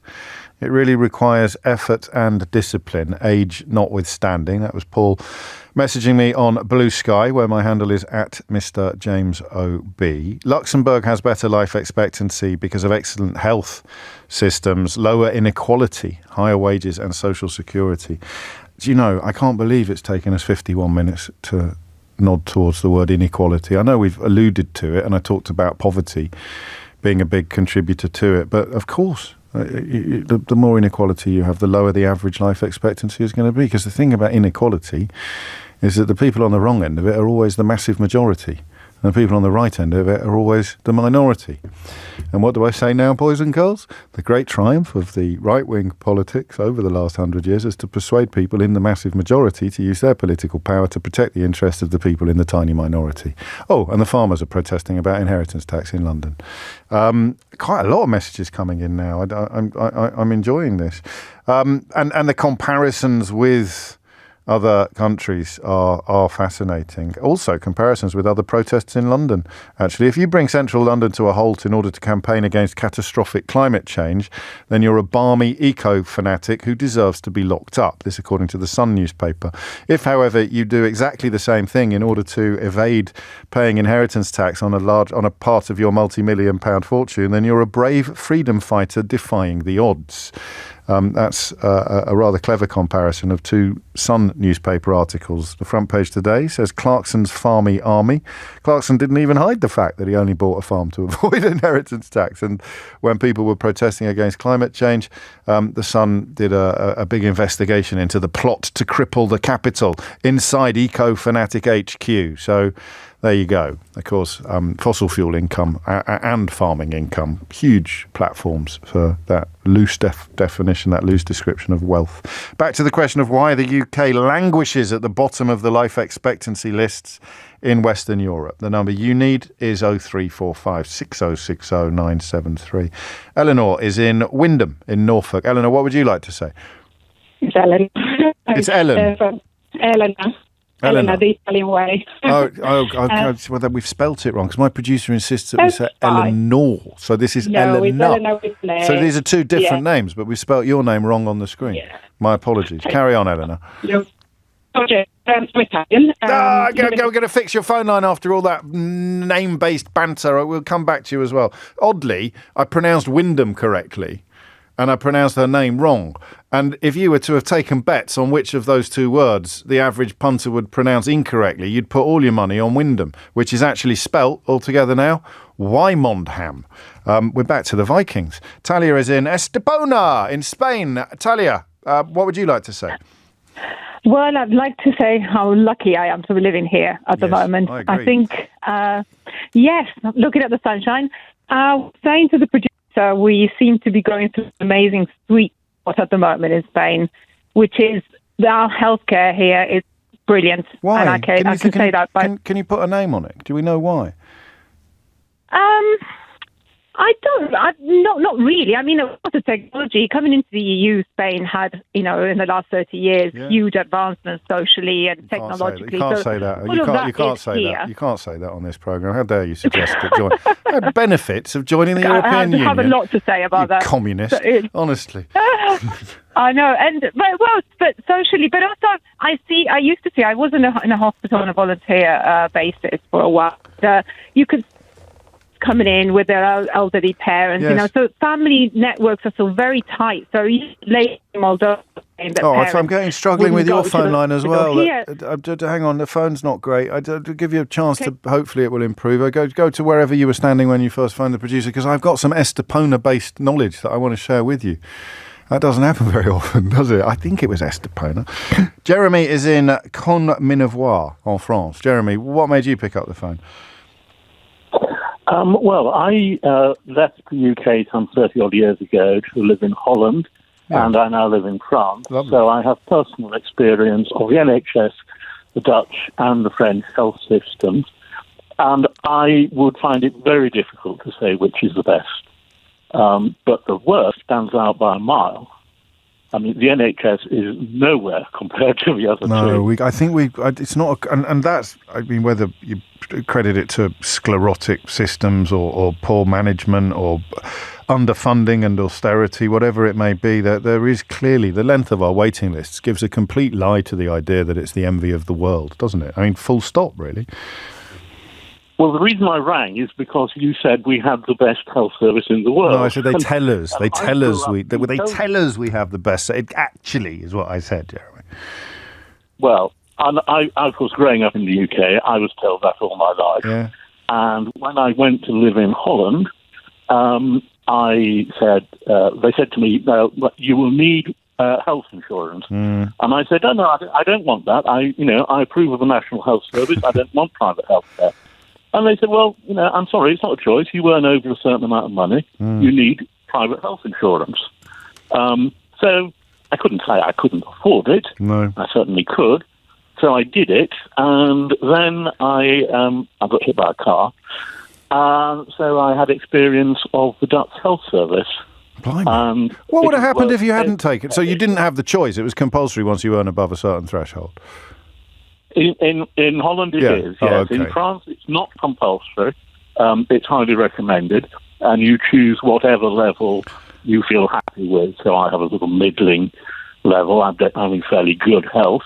And of course in both of them, the insurance companies are not allowed to make a profit by law. Any surplus they make goes back into the health service. And the hospitals are just incredible. The French, being the French, complain about it all the time, of course. But if I want to see my doctor, I ring him up. I make an appointment for the next day. I cut along. If I need something like a blood test, I don't even have to see him. I go straight to a clinic. They take a blood test. And then the first time they did this, they said to me, how would you like to receive the results? And I said, well, how long will it be? Pigeon. And they said, just after lunch. Good Lord. Yeah, well, I think I need to remind people listening that patient satisfaction in the NHS was at the highest it has ever been in 2010. But most people, of course, expressing that satisfaction would not have been in a position to compare it with other health services in other countries. And that is going to be a very large part of the equation, isn't it? However you dice it, the question of life expectancy has to be linked to healthcare, ease of access and efficacy of access as well. I don't know why I find this so interesting. It's not a mystery, is it, really? This is actually literally human life. All human life is here. This is about how long, not only how long we live on this earth, but also the quality of the life that we enjoy while we're here. And you're left with that eternal psychological conundrum about why we find it so hard to do the things that are good for us, the sort of tiny incremental changes that can make enormous. It's where Michael Mosley was so powerful, the late Michael Mosley, and yet so many of us find it so hard to do. It's coming up to 12 noon. You are listening to James O'Brien on LBC. James O'Brien on LBC. 3 minutes after 12 is the time. You're listening to James O'Brien on LBC. I'm going to give you the answer to one of my missing word rounds, and then I'm going to set up another one. And I'm going to try and use the pause button on my inbox so I can actually read out some of your funny answers. There weren't many funny answers to the first one. There were just lots of wrong answers. This was dozens of escaped blanks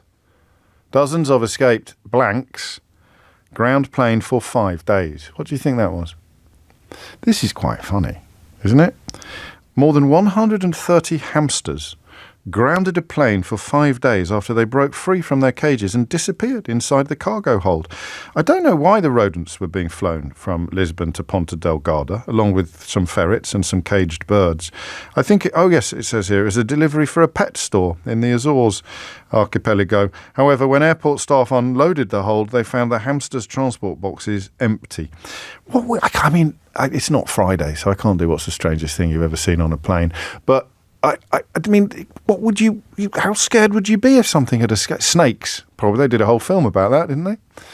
I once did a phone-in the olden days, and there wasn't as much news around, on the strangest thing you'd seen while driving. And I still think the answer was, it was a lorry driver describing another lorry driver, because most of us wouldn't have been able to see into the cab. But a lorry driver could, in his cab, it was obviously high enough on the road to see in the cab of another lorry driver. And he said he'd seen a fellow lorry driver frying some sausages on a gas stove on the passenger seat of his truck. I mean, listen, this is completely illegal and not to be encouraged at all. But the strangest thing you've seen in a very specific context can be a very kind of fertile territory for us to explore together, but we're not exploring it today. Dozens of escaped hamsters ground plane for 5 days. Now, I give you a tiny clue on a very, very loosely similar theme. I wonder if you want to have a go at this one. Ready? Stop chasing lost blank, say police in Lincolnshire. What do you think that one is? I'm going to tell you now, it's not youth. Stop chasing lost blank, say police in Lincolnshire. This is another that's two. Honestly, you wait ages for a really good one to come along, and then two come along at once. Stop chasing lost what? Say police in Lincolnshire. And I'm not going to forget that, and I'm going to try to use... I'm getting too many jokes about the... Bruce once saw a live eel on a bus. I'm getting too many jokes now about the hamsters, so I'm going to have to wait to see until the answers to the other ones start coming in. 6 minutes after 12 is the time. This is a strange conversation. Okay, we're going to talk about Band-Aid, the song, and we're going to talk about Ed Sheeran's announcement that he didn't really want his lyrics to be included in a new version of the song, a 40th anniversary of the song, and. He said, my approval wasn't sought on the new Band-Aid 40 release, and had I had the choice, I would have respectfully declined the use of my vocals. A decade on, and my understanding of the narrative associated with this has changed, eloquently explained by Fuse ODG. This is just my personal stance. I'm hoping it's a forward-looking one. Love to all. Kiss. You gotta like Ed Sheeran. Isn't he a nice boy? Isn't he a nice boy, Ed Sheeran? He seems like such a nice boy. And he's gone out of his way there to express his own personal opinion without condemning anybody else's, without sitting in judgment on anybody else, and without making any sweeping generalisations about anything else. Fat lot of good it'll do him by the time it's been put through the mangle of tabloid sensibilities. By the time it's been put through the mangle of tabloid sensibilities, goodness only knows what will happen. But Fuse ODG is an artist who has addressed this issue very eloquently, and it's an issue that has never really occurred to me before. My only quibble, and I had the great pleasure of having Midge Ure on Full Disclosure recently. I'm a huge fan of Midge Ure and of Ultravox. Big fan of Bob Geldof's as well, actually, for what it's worth. And anybody my age, that song's part of your musical DNA, right? I mean, it is. My only quibble with it, historically, was the line about there won't be any snow in Africa this Christmas time. I wasn't quite sure about the provenance of that. I thought either that's might not be true meteorologically, but also, snow. But I have never had a problem with the. The River Nile runs through Africa. But anyway, it was a fundraising event, and if you hear Midge talk about it on Full Disclosure, or I think they both rang in together once. That was a weird moment. We've had some weird moments together over the years, haven't we? This is another illustration, an early sign of the direction in which Twitter was going, when one of these mad rumours started to spread that Midge Ure and Bob Geldof still personally made money out of the Band-Aid song. When it came out every Christmas, they would get a sort of piece of the action themselves. I had them both. I didn't imagine this, did I, Keith? I had them both on the line, Bob Geldof and Midge Ure, in the middle of Mystery Hour. Came on to say, no, we don't get any. So the question was, do Bob Geldof and Midge Ure make some money out of... You were a listener then, Keith. You weren't even on the team. Were you here? Was it that recently? And they both came on during this. Well, I told you we've had some fun together on this programme. So, I mean, the amount of money that it's raised and the good that it has done over the years is absolutely undebatable. But the world turns. Things change. And what Fuse ODG, who was born in London and spent time at school in Ghana and in England, has said is essentially a reflection of the fact that the world turns. He went a little further in a recent post on Instagram. He described the whole thing as a campaign that dehumanizes Africans and destroys our pride and charity and identity in the name of charity. The white saviour complex, he wrote, is an incredibly dangerous thing which is now playing out on an individual and corporate level. African problems should be solved by Africans. We welcome anyone genuinely trying to support the continent, but it needs to be a spirit of collaboration, not patronisation. Solidarity, he wrote, not charity. That's the explanation that Ed Sheeran has described as eloquent. And I think today is it when other people tell me that something causes them distress, because of what I do for a living, I have to guard against the impulse of poo-pooing it. It is probably better for business to poo-poo something than it is to wonder whether you are actually contributing to somebody else's distress. So it's a defensive reaction. And I think it's a reflex reaction to defend yourself from either shame or a sense of guilt. So if, like me, you grew up loving this song, the idea that somebody has explained why the whole project is a force for bad, potentially, and Ed Sheeran has, I think, calmly and thoughtfully joined in, the gut reaction is to push back against it because it makes you feel complicit. So you go, oh, don't be ridiculous.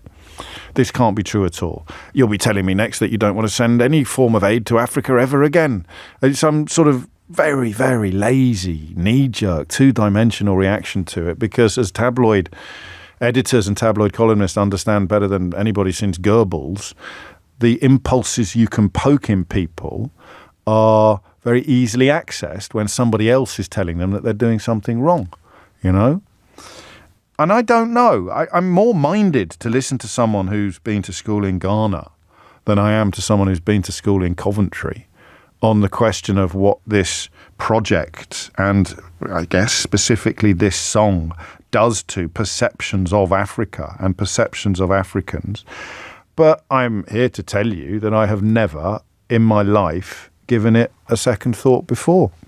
I have seen it historically as an unalloyed force for good, the bringing together of lucky people on this planet to gallop to the aid of unlucky people. But it's more than likely that that is a naive and simplistic analysis. So what I want to do, if I can, and you never know how many people are listening who've already invested in an intellectual process that you've been introduced to this morning, what I want to do is hear from you if you have historically had a problem with this whole thing. The notion of white saviour complex is something worth exploring a little more together. Have a crack if you want at telling us exactly what it is, exactly what white saviour complex is, because, again, to be a little crass, potentially, if I was starving and someone was giving me food, I wouldn't care what colour they were. So white saviour complex is clearly a more sophisticated phenomenon than I've just allowed with that analysis. What is wrong? I mean, some of the words that are picked out as being problematic. There is no peace and joy in West Africa this Christmas, for example. He described himself as being shocked and appalled by these lyrics. He wrote that his objection, and this is the update for the 2014 version, which was launched to help try and tackle the Ebola virus crisis. So again, that little voice of indignation kicks in. So we're trying to help with the Ebola virus crisis, and you're critiquing our lyrics. But yeah, maybe that is actually something I need to think about a little more. He wrote that his objection went beyond the lyrics, though. This is back to Fuse ODG, I, like many others, am sick of the whole concept of Africa, a resource-rich continent with unbridled potential, always being seen as diseased, infested, and poverty-stricken. So, my questions then become quite straightforward, really. Do you agree with that analysis? I think we could probably all see the wisdom in that specific bit of the analysis. It is not healthy or helpful to portray the whole concept of Africa as being diseased, infested, and poverty-stricken.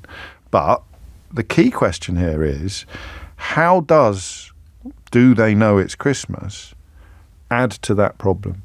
Well, I suppose the original question is, do they know it's Christmas add to that problem?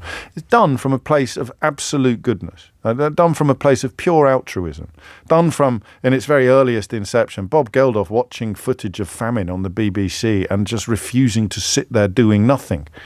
So, a clarion call for public action, a clarion call for public good. But 40 years later, I think it's worth asking these questions.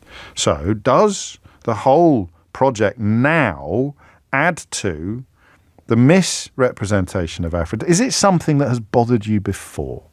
0345 6060 973 is the number that you need, okay? Is it something that has bothered you before? And can you talk me through why? I also, in the spirit of Ed Sheeran, who's been very diplomatic, as you'd expect, about the whole thing, very respectful about, I also want to recognise there's quite a lot of stuff that was absolutely unremarkable in the 1980s. Quite a lot of stuff that went on in the 1980s which would not pass the sniff test in 2024. The sensibilities have changed. Our understanding of issues has changed. That post-colonial mindset has matured slightly in some of us. I think perhaps what Fuse ODG is talking about is, and correct me if I'm wrong, is the portrayal of Africans as a people perpetually in need of patronage from the West, for which you can usually read the white population of the world. So Africa is a perpetual basket case that will always need the white man to ride in and sort things out. I think that's part of the problem here, part of the described problem. But it's your show as much as mine, you know that. The number you need is 0345 6060 973. It's an invitation really to explain a little more of what you think is going on here and answer the question of whether or not you think it's important. Okay? If you hit the numbers now, you will get through. James O'Brien on LBC. It is 12:19. There's some interesting things here. It's a fertile conversation and hopefully a fruitful one. Light bulb moment for me, writes Emmy. OMG, James. I'm a mixed race man, and I haven't thought about this, and now I'm thinking, oh my God, it's right. Up on a pedestal for a nice showing, helping black people out instead of helping us to help ourselves. Never thought about it before, but it does suggest we're not strong enough to build our own way out of trouble. Thank you again, James, for bringing up something interesting. It's not me, really. It's Ed Sheeran. And Lisa says, a few years ago, my brother pointed out the lyric, "Do they even know it's Christmas?" And before he did, I'd never given it a second thought. I can see now that it's condescending. Yes, I can too, but not enough to say I wish it had never happened. That's the problem, isn't it, with this programme sometimes? I don't think that this is binary. I don't even think that Fuse ODG would necessarily say, I wish that money had never been raised. But if you're going to have the same conversation in 2024 about issues that have changed, if you're going to have exactly the same conversation that you would have had in 1984, then you should probably, I don't know, go and get yourself a column in the Daily Telegraph. I don't know, though. Stephen is in Gypsy Hill. Stephen, what made you pick up the phone? Exactly that. I think we've reached the situation in 2024 where we're going over old stuff. Being from Ghana and now working in the UK, I find lots of parts of the song very patronising and condescending for this point in time now. I think when the song came out in the 80s, and I think a part of Africa, maybe Ethiopia at the time, was probably the country most prominent, and that's where the pictures of the world we're seeing kids with flies in their mouths and the poverty.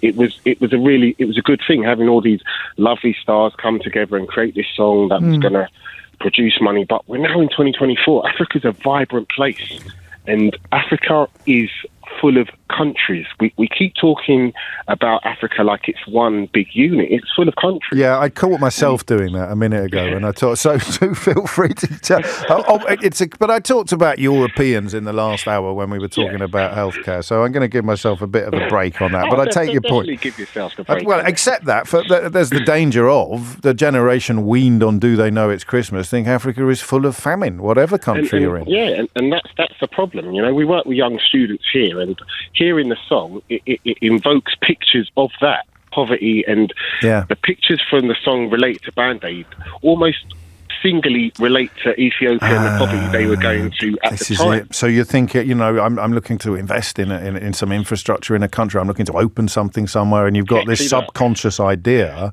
that Africa is in the state it was in, the state that Ethiopia was in 1984. And that's the big thing. And I know with Bob and Major, I think you mentioned, the money that's been raised by the song has been phenomenal. Yes. And you would hope that with the new versions of the song, they could go back and show you pictures of a developed Ethiopia, pictures of these lands that were barren before with buildings on, maybe schools, and success story, tick, tick, tick. Yes. But we roll on to 2024. There are so many other countries. There are people in Africa, the continent. There are people in different countries that have no desire to leave because they have a happy life and the world goes on. Yet abject poverty is just how it is. Working in the environment I do, I still have kids here who are below the poverty line, and we have to provide a service for them. And we are in a first world country in the UK. So if we tone that down and I go to a specific country in Africa, let's take Ghana, for instance, that I know, the poverty line there is relevant to the particular country. You know, and then we come down to governments and humans and responsibilities, and it's a big thing. I love it when this happens. We were talking about life expectancy in the last hour, and I knew that I would bring, or someone would bring, the story about more than 1 in 3 children in the UK currently living in poverty into the conversation. I did not foresee that someone would essentially bring it into a conversation about Ed Sheeran not wanting his vocals to be included on the new version of Do They Know It's Christmas. Do you know what used to get me? When they sang Tonight Thank God It's Them Instead of You, because I had a religious education, and people objected to that. It got changed at some point to, I think, Tonight We're Reaching Out and Touching You, or something like that. But I used, this is what a weirdo I was, I used to think, but that is what religion teaches us. I used to think, of course it teaches us that God has chosen to to be good to these and be bad to those. Yeah. The rich man in his castle, the poor man out his gate. God made them high and lowly in order. So they changed that lyric, and I actually thought that, because Geldof I think he was taught by the Christian Brothers in Dublin. It was actually an opportunity to have a swing at some of the shibboleths of institutionalised religion. So what would you do? Would you put it out to seed altogether? No, I wouldn't, because I do still think things like that are relevant and they touch certain people's hearts. I guess if you're a charity and you want charities run on donations and people's care and, tugging on those heartstrings, if a song evokes that from certain people who are going to invest money. But I do believe that, especially with Ed and Fuso DG coming into the conversation, that let's remix the song, let's change the lyrics and let's get them a little bit more wordly and relevant for the times we live in. And if we're going to shoot a video, let's show Africa as a continent in a positive light. Yeah, and then, it might raise less money. It might raise less money, but that's kind of the point, isn't it? Yeah, you can't keep raising 40 million each year. It doesn't gripe on me, but Sir Lenny Henry, the comic relief, all this money that gets pumped into, again, the statement Africa, the continent, it's just not the way it is. No, it's simplistic as well, isn't it? Yeah. When people donate money, they think, it's going to Africa. Like, please, sir, madam, your money's not just going to Africa, is it? You really want to know where in Africa it's ending up, or what particular country, and what the result is. And I guess we're at that stage where humans can literally critique everything and anything now because of technology. And I guess people want to know, where has all these millions have gone over the years? Where are these buildings? Where are the kids that maybe we pulled out of abject poverty? Are they giving back? Are they doing better for that particular country they were in? That would be nice. It would be nice. It would be nice. There's a book, you might be aware of it, by Deepo Faloyan called Africa is Not a Country, Breaking Stereotypes of Modern Africa, which fits quite neatly into what you've said. I'm going to take you by surprise now, because I have a reason. I'd like to thank Rishi Sunak at this point in the conversation.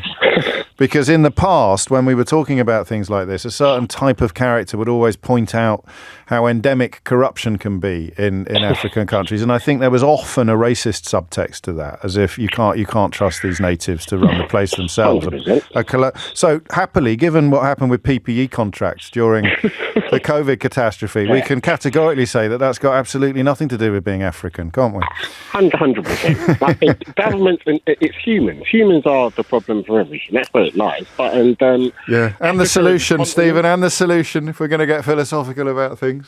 Thank you. I'm cracking on just because I want to squeeze in some more before the news. Henry Riley will be joining us after the news. He is in the middle of this protest where farmers, I suspect, are going to get a slightly different treatment from some corners of the media than environmental protesters do when they seek to bring the capital to a standstill, although this is an organised event, so the comparison doesn't quite work, does it? Alistair is in Tottenham. Alistair, what would you like to say? Yeah, hello, good morning. Hello. Oh, yeah, well, good conversation. Thank but you. let's quickly take that 30% of the world resources, 30% of the world resources is in Africa, right? 30%. Yes. And that is quite considerable amount of resources in Africa. Now, the African population is more than 1.4 billion. People. Yeah, phone line's gone a bit. The phone line's gone a bit funny. I'll try and come back to you, but not just for a. Well, no, we probably need the statistics first before we can understand your point more fully. Let's go to Ajoyo, who's in Sleaford. Ajoyo, what would you like to say? Is that where the Sleaford mods come from? Well, yes. Well, you live and learn. Carry on. Yes. Yeah. So the point I'm trying to make, that I would like to make very clearly, is that, look, it's offensive. The song in 1984 sang for Ethiopia when there was famine, about Ethiopia when there was famine in Ethiopia, coming back 30 years after, not 40 years after, to sing that song. It's not more representative. Let's start from there. The second thing is that constantly there's a misrepresentation of Africa. And somebody has said it, and I'm saying it again, Africa is not totally a poor country, a poor continent. There are several countries in Africa. We can't keep saying Africa. We must differentiate. Yeah. When we're speaking about Europe, as an African, as a Nigerian myself, when I'm speaking about Europe, I don't say United Kingdom. I don't say Europe when I want to refer to United Kingdom. No. I don't say Europe when I want to refer to Spain. I don't talk about Europe when I want to refer to France. I speak about France. Yes. Now the challenge here is not just the West from you guys. The challenge here is nobody is telling our own stories the way they should be told.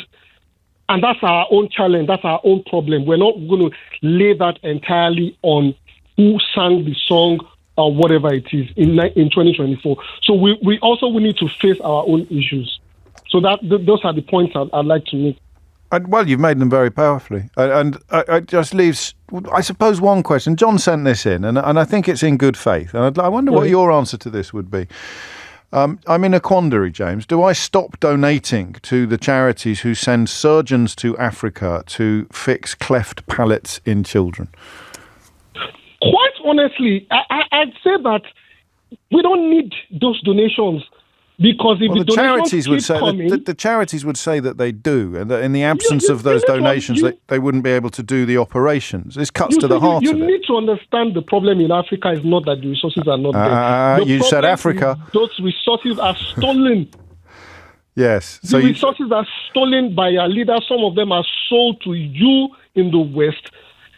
But that doesn't help the children with a cleft palate in the in the moment that child needs help. at the moment, it's coming from the sort of charities that John supports. So you have the broader sweep of history on your side, but what should John do with his donations? He should keep it. So can I put this across very quickly? I'm late for the news. If you keep giving someone who is in need consistently, at what point do you think the person is going to be able to wake up and say, I need to sort myself out? That's a view. It's a powerful view, but not if it was your kid with the cleft palate. Oh, well. And there was only one place you could take them. Let's thank God for now it's not my kid.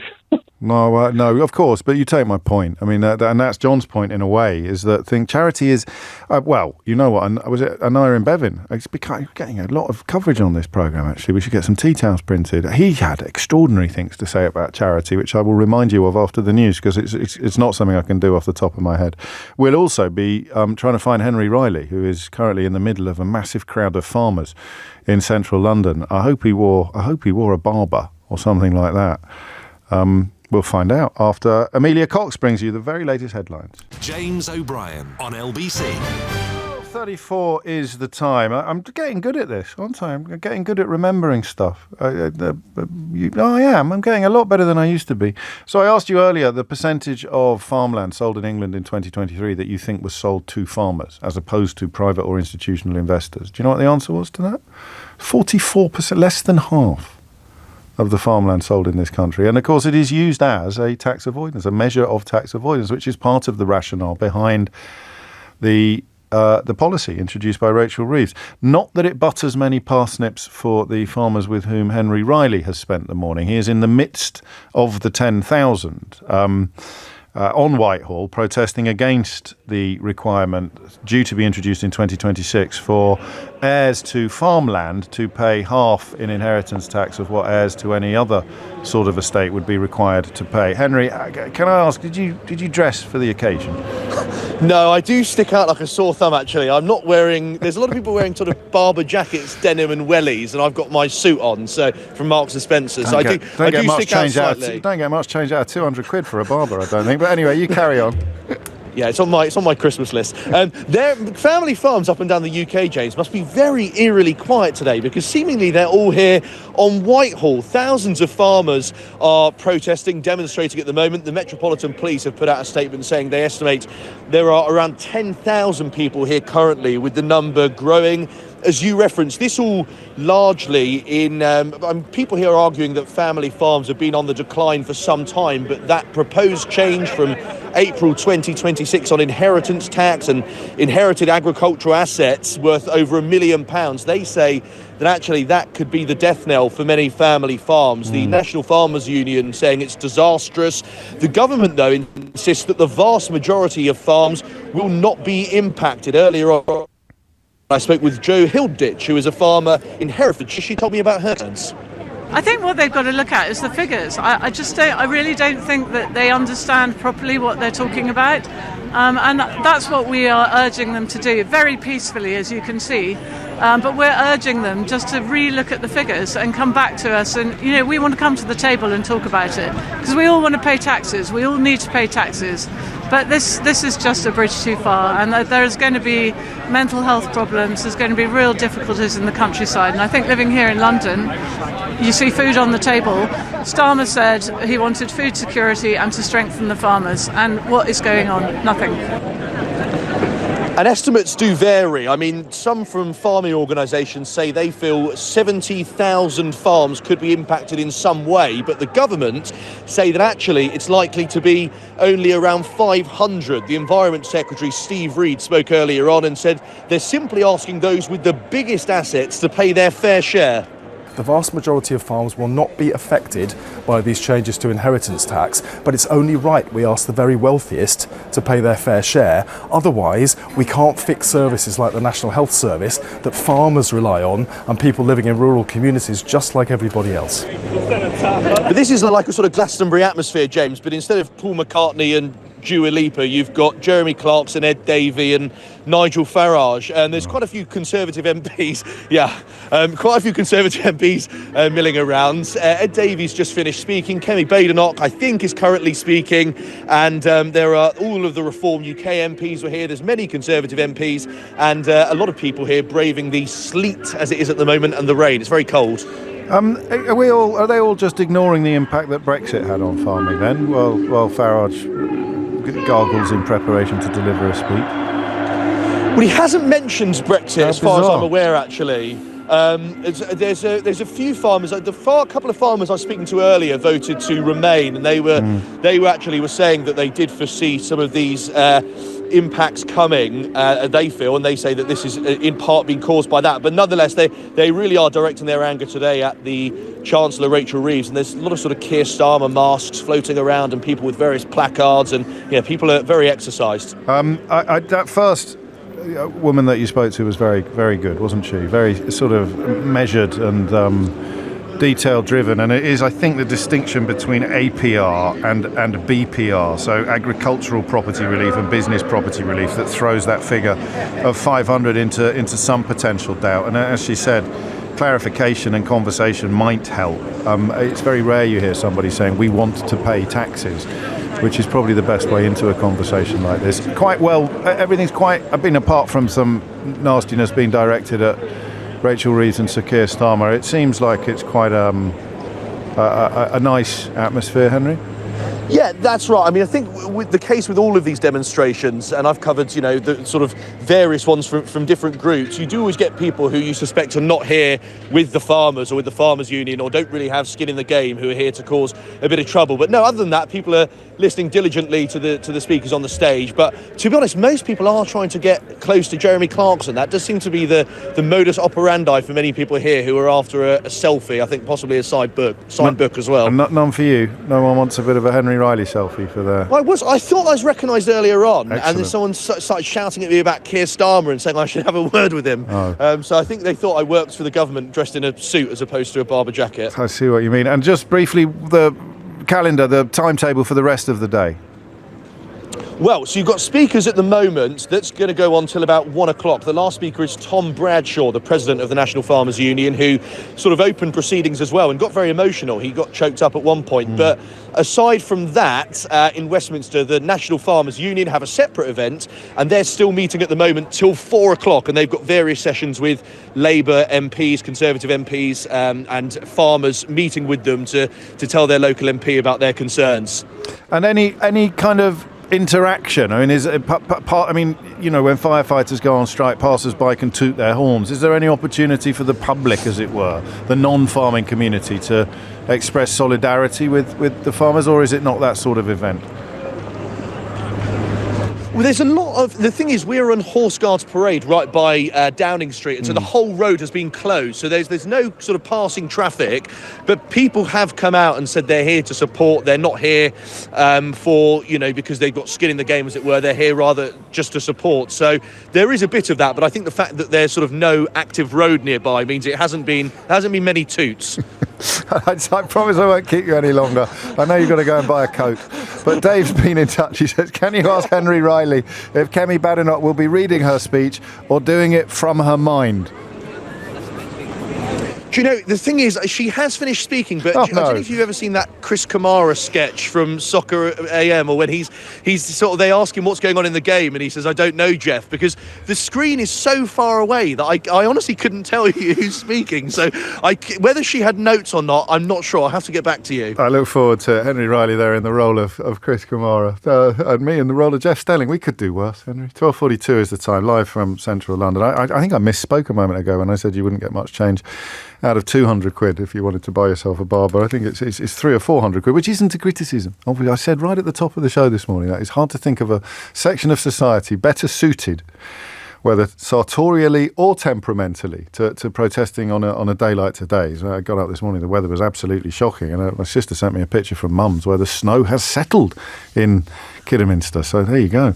Breaking news on LBC. I think it's melted now. That's more breaking news. 12:43 is the time. Back to the conversation about do they know it's Christmas, and of course snow relevant to that as well, although possibly not the most important element of the conversation. Alexander is in Maidenhead. Alexander, what made you pick up the phone?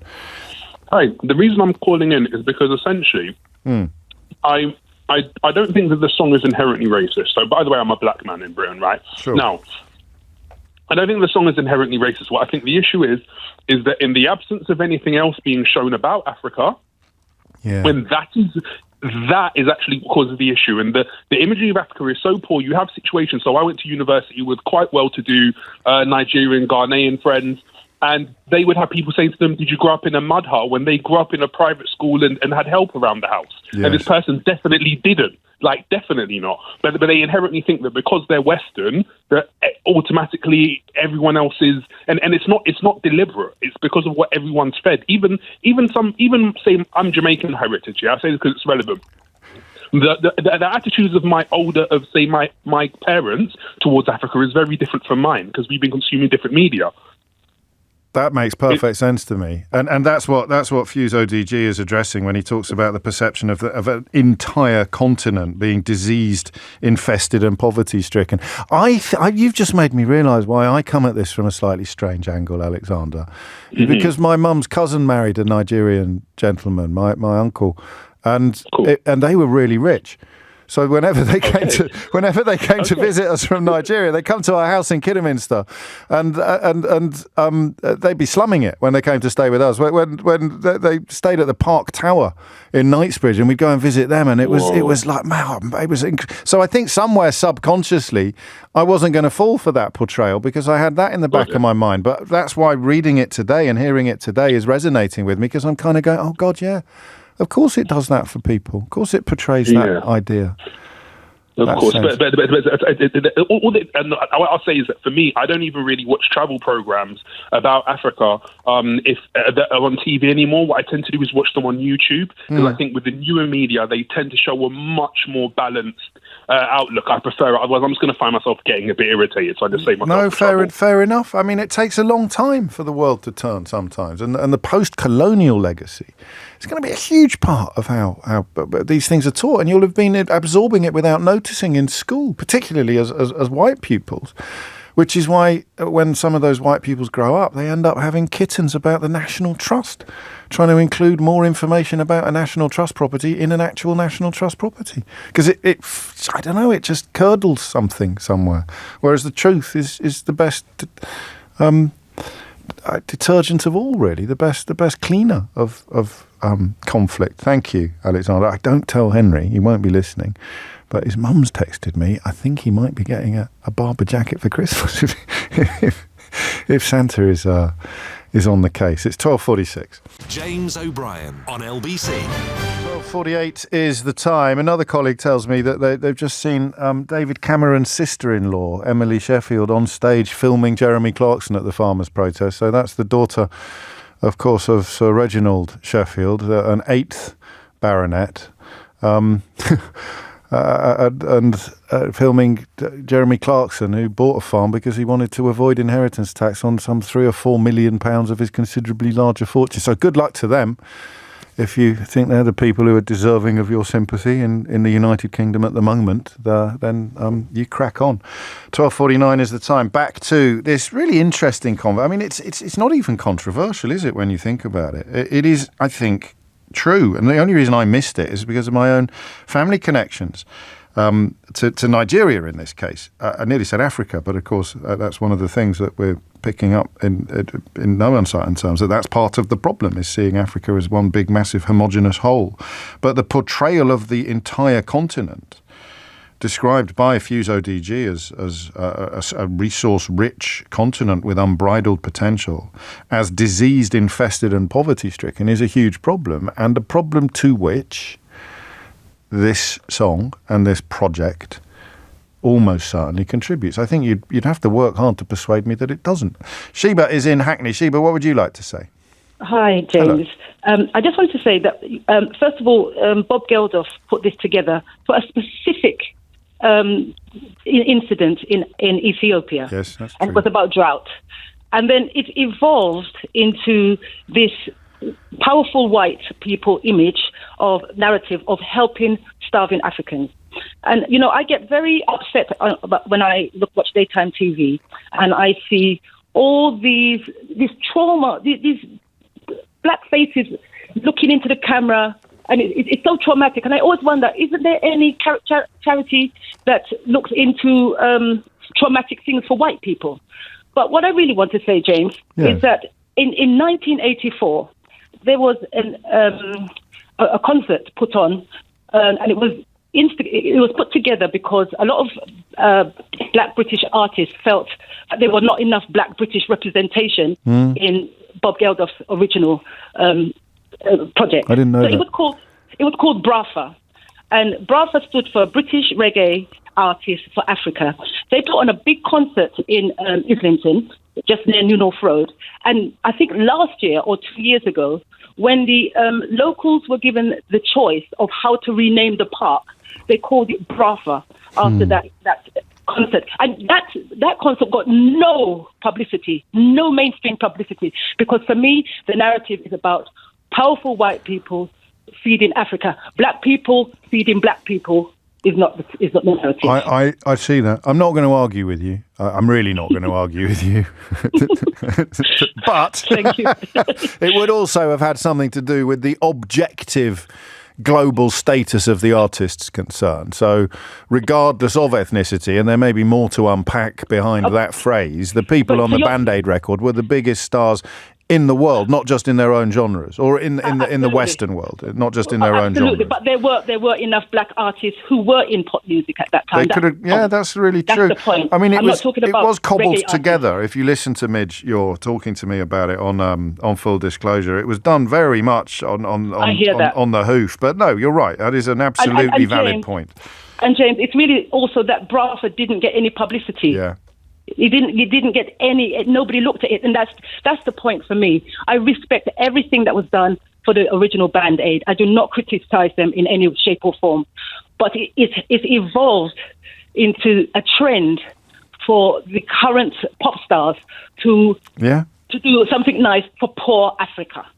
And Africa, poor starving Africa. Yeah, this is almost self-evident now. And is it something that has? Well, I think it has, because you refer back to BRAFA. This is something that's bothered you for a long time.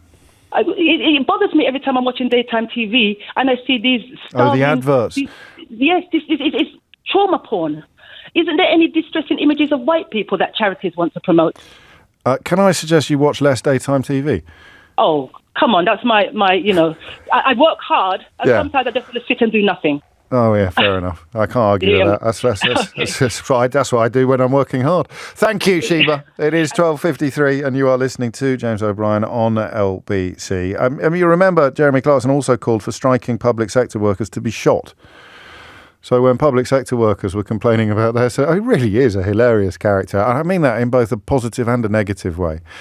Nothing hilarious about wanting to see Meghan Markle paraded naked down the street so that he could throw excrement at her, but he did indeed call for public sector workers to be shot. One of the problems with being liberal or lefty or king of the lefties, as I learned yesterday, Jeremy Clarkson had called me recently, is that that's a joke, right? So Jeremy Clarkson did not actually want striking public sector workers to be shot.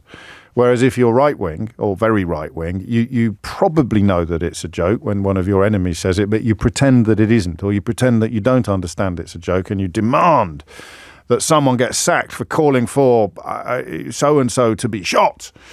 And that's part of the problem we've got with culture wars. Part, actually, of the thing I've been describing to you about the difference between what Twitter has become and what it used to be. So, yeah, when public sector workers strike about their financial situation or about the government's attitude to them, Jeremy Clarkson thinks they should be shot. #joking.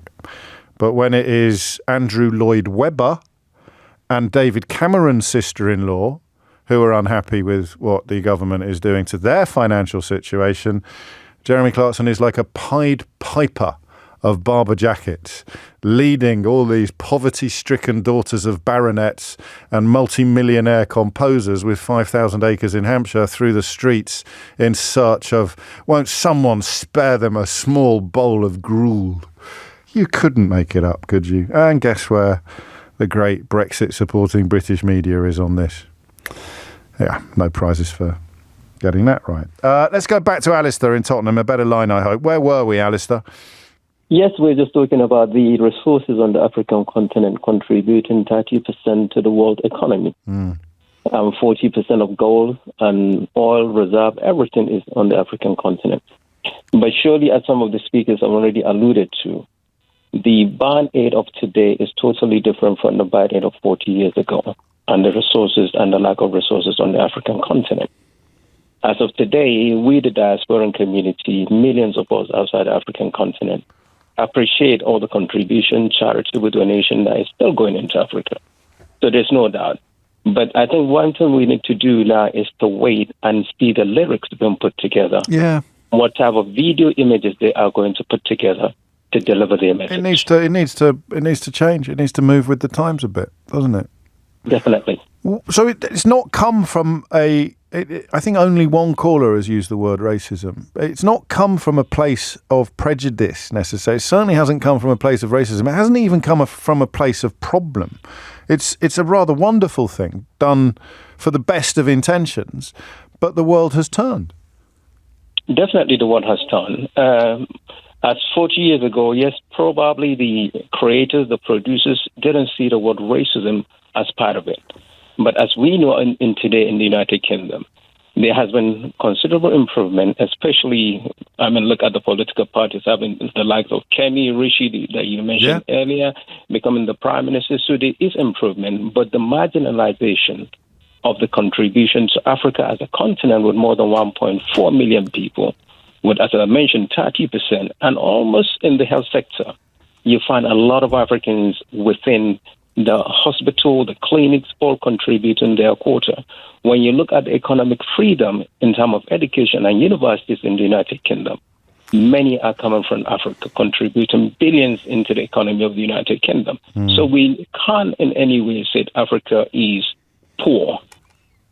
You can't. Also, you need to be conscious of the dangers of suddenly pulling the rug from beneath the NGOs and charities that do enormous work in these countries. But the whole premise is built upon a notion of intercontinental hierarchy, with Europe being the crusader, the knight in shining armour that gallops to the rescue of Africa. And that, of course, is where the phrase white saviour complex comes from. And that is one of the things that Fuse ODG picked up on. I have enjoyed today's show so much. I feel like I'm walking away. If I had a satchel, my satchel would be full of newly learned lessons as I make my way out of the studio today. So thank you. I'll be back tomorrow morning at 10, all being well, as long as I don't get lynched by the farmers on my way home. But if you did miss any of today's show, have you been saying? You can listen back on catch up on Global Player, where you can also pause and rewind live radio, as well as listen to a range of podcasts. So do download it now for free from your app store, or head to globalplayer.com. Coming up at 4 on LBC, it's Tom Swarbrick, but now it's Sheila Fogarty. James O'Brien on LBC.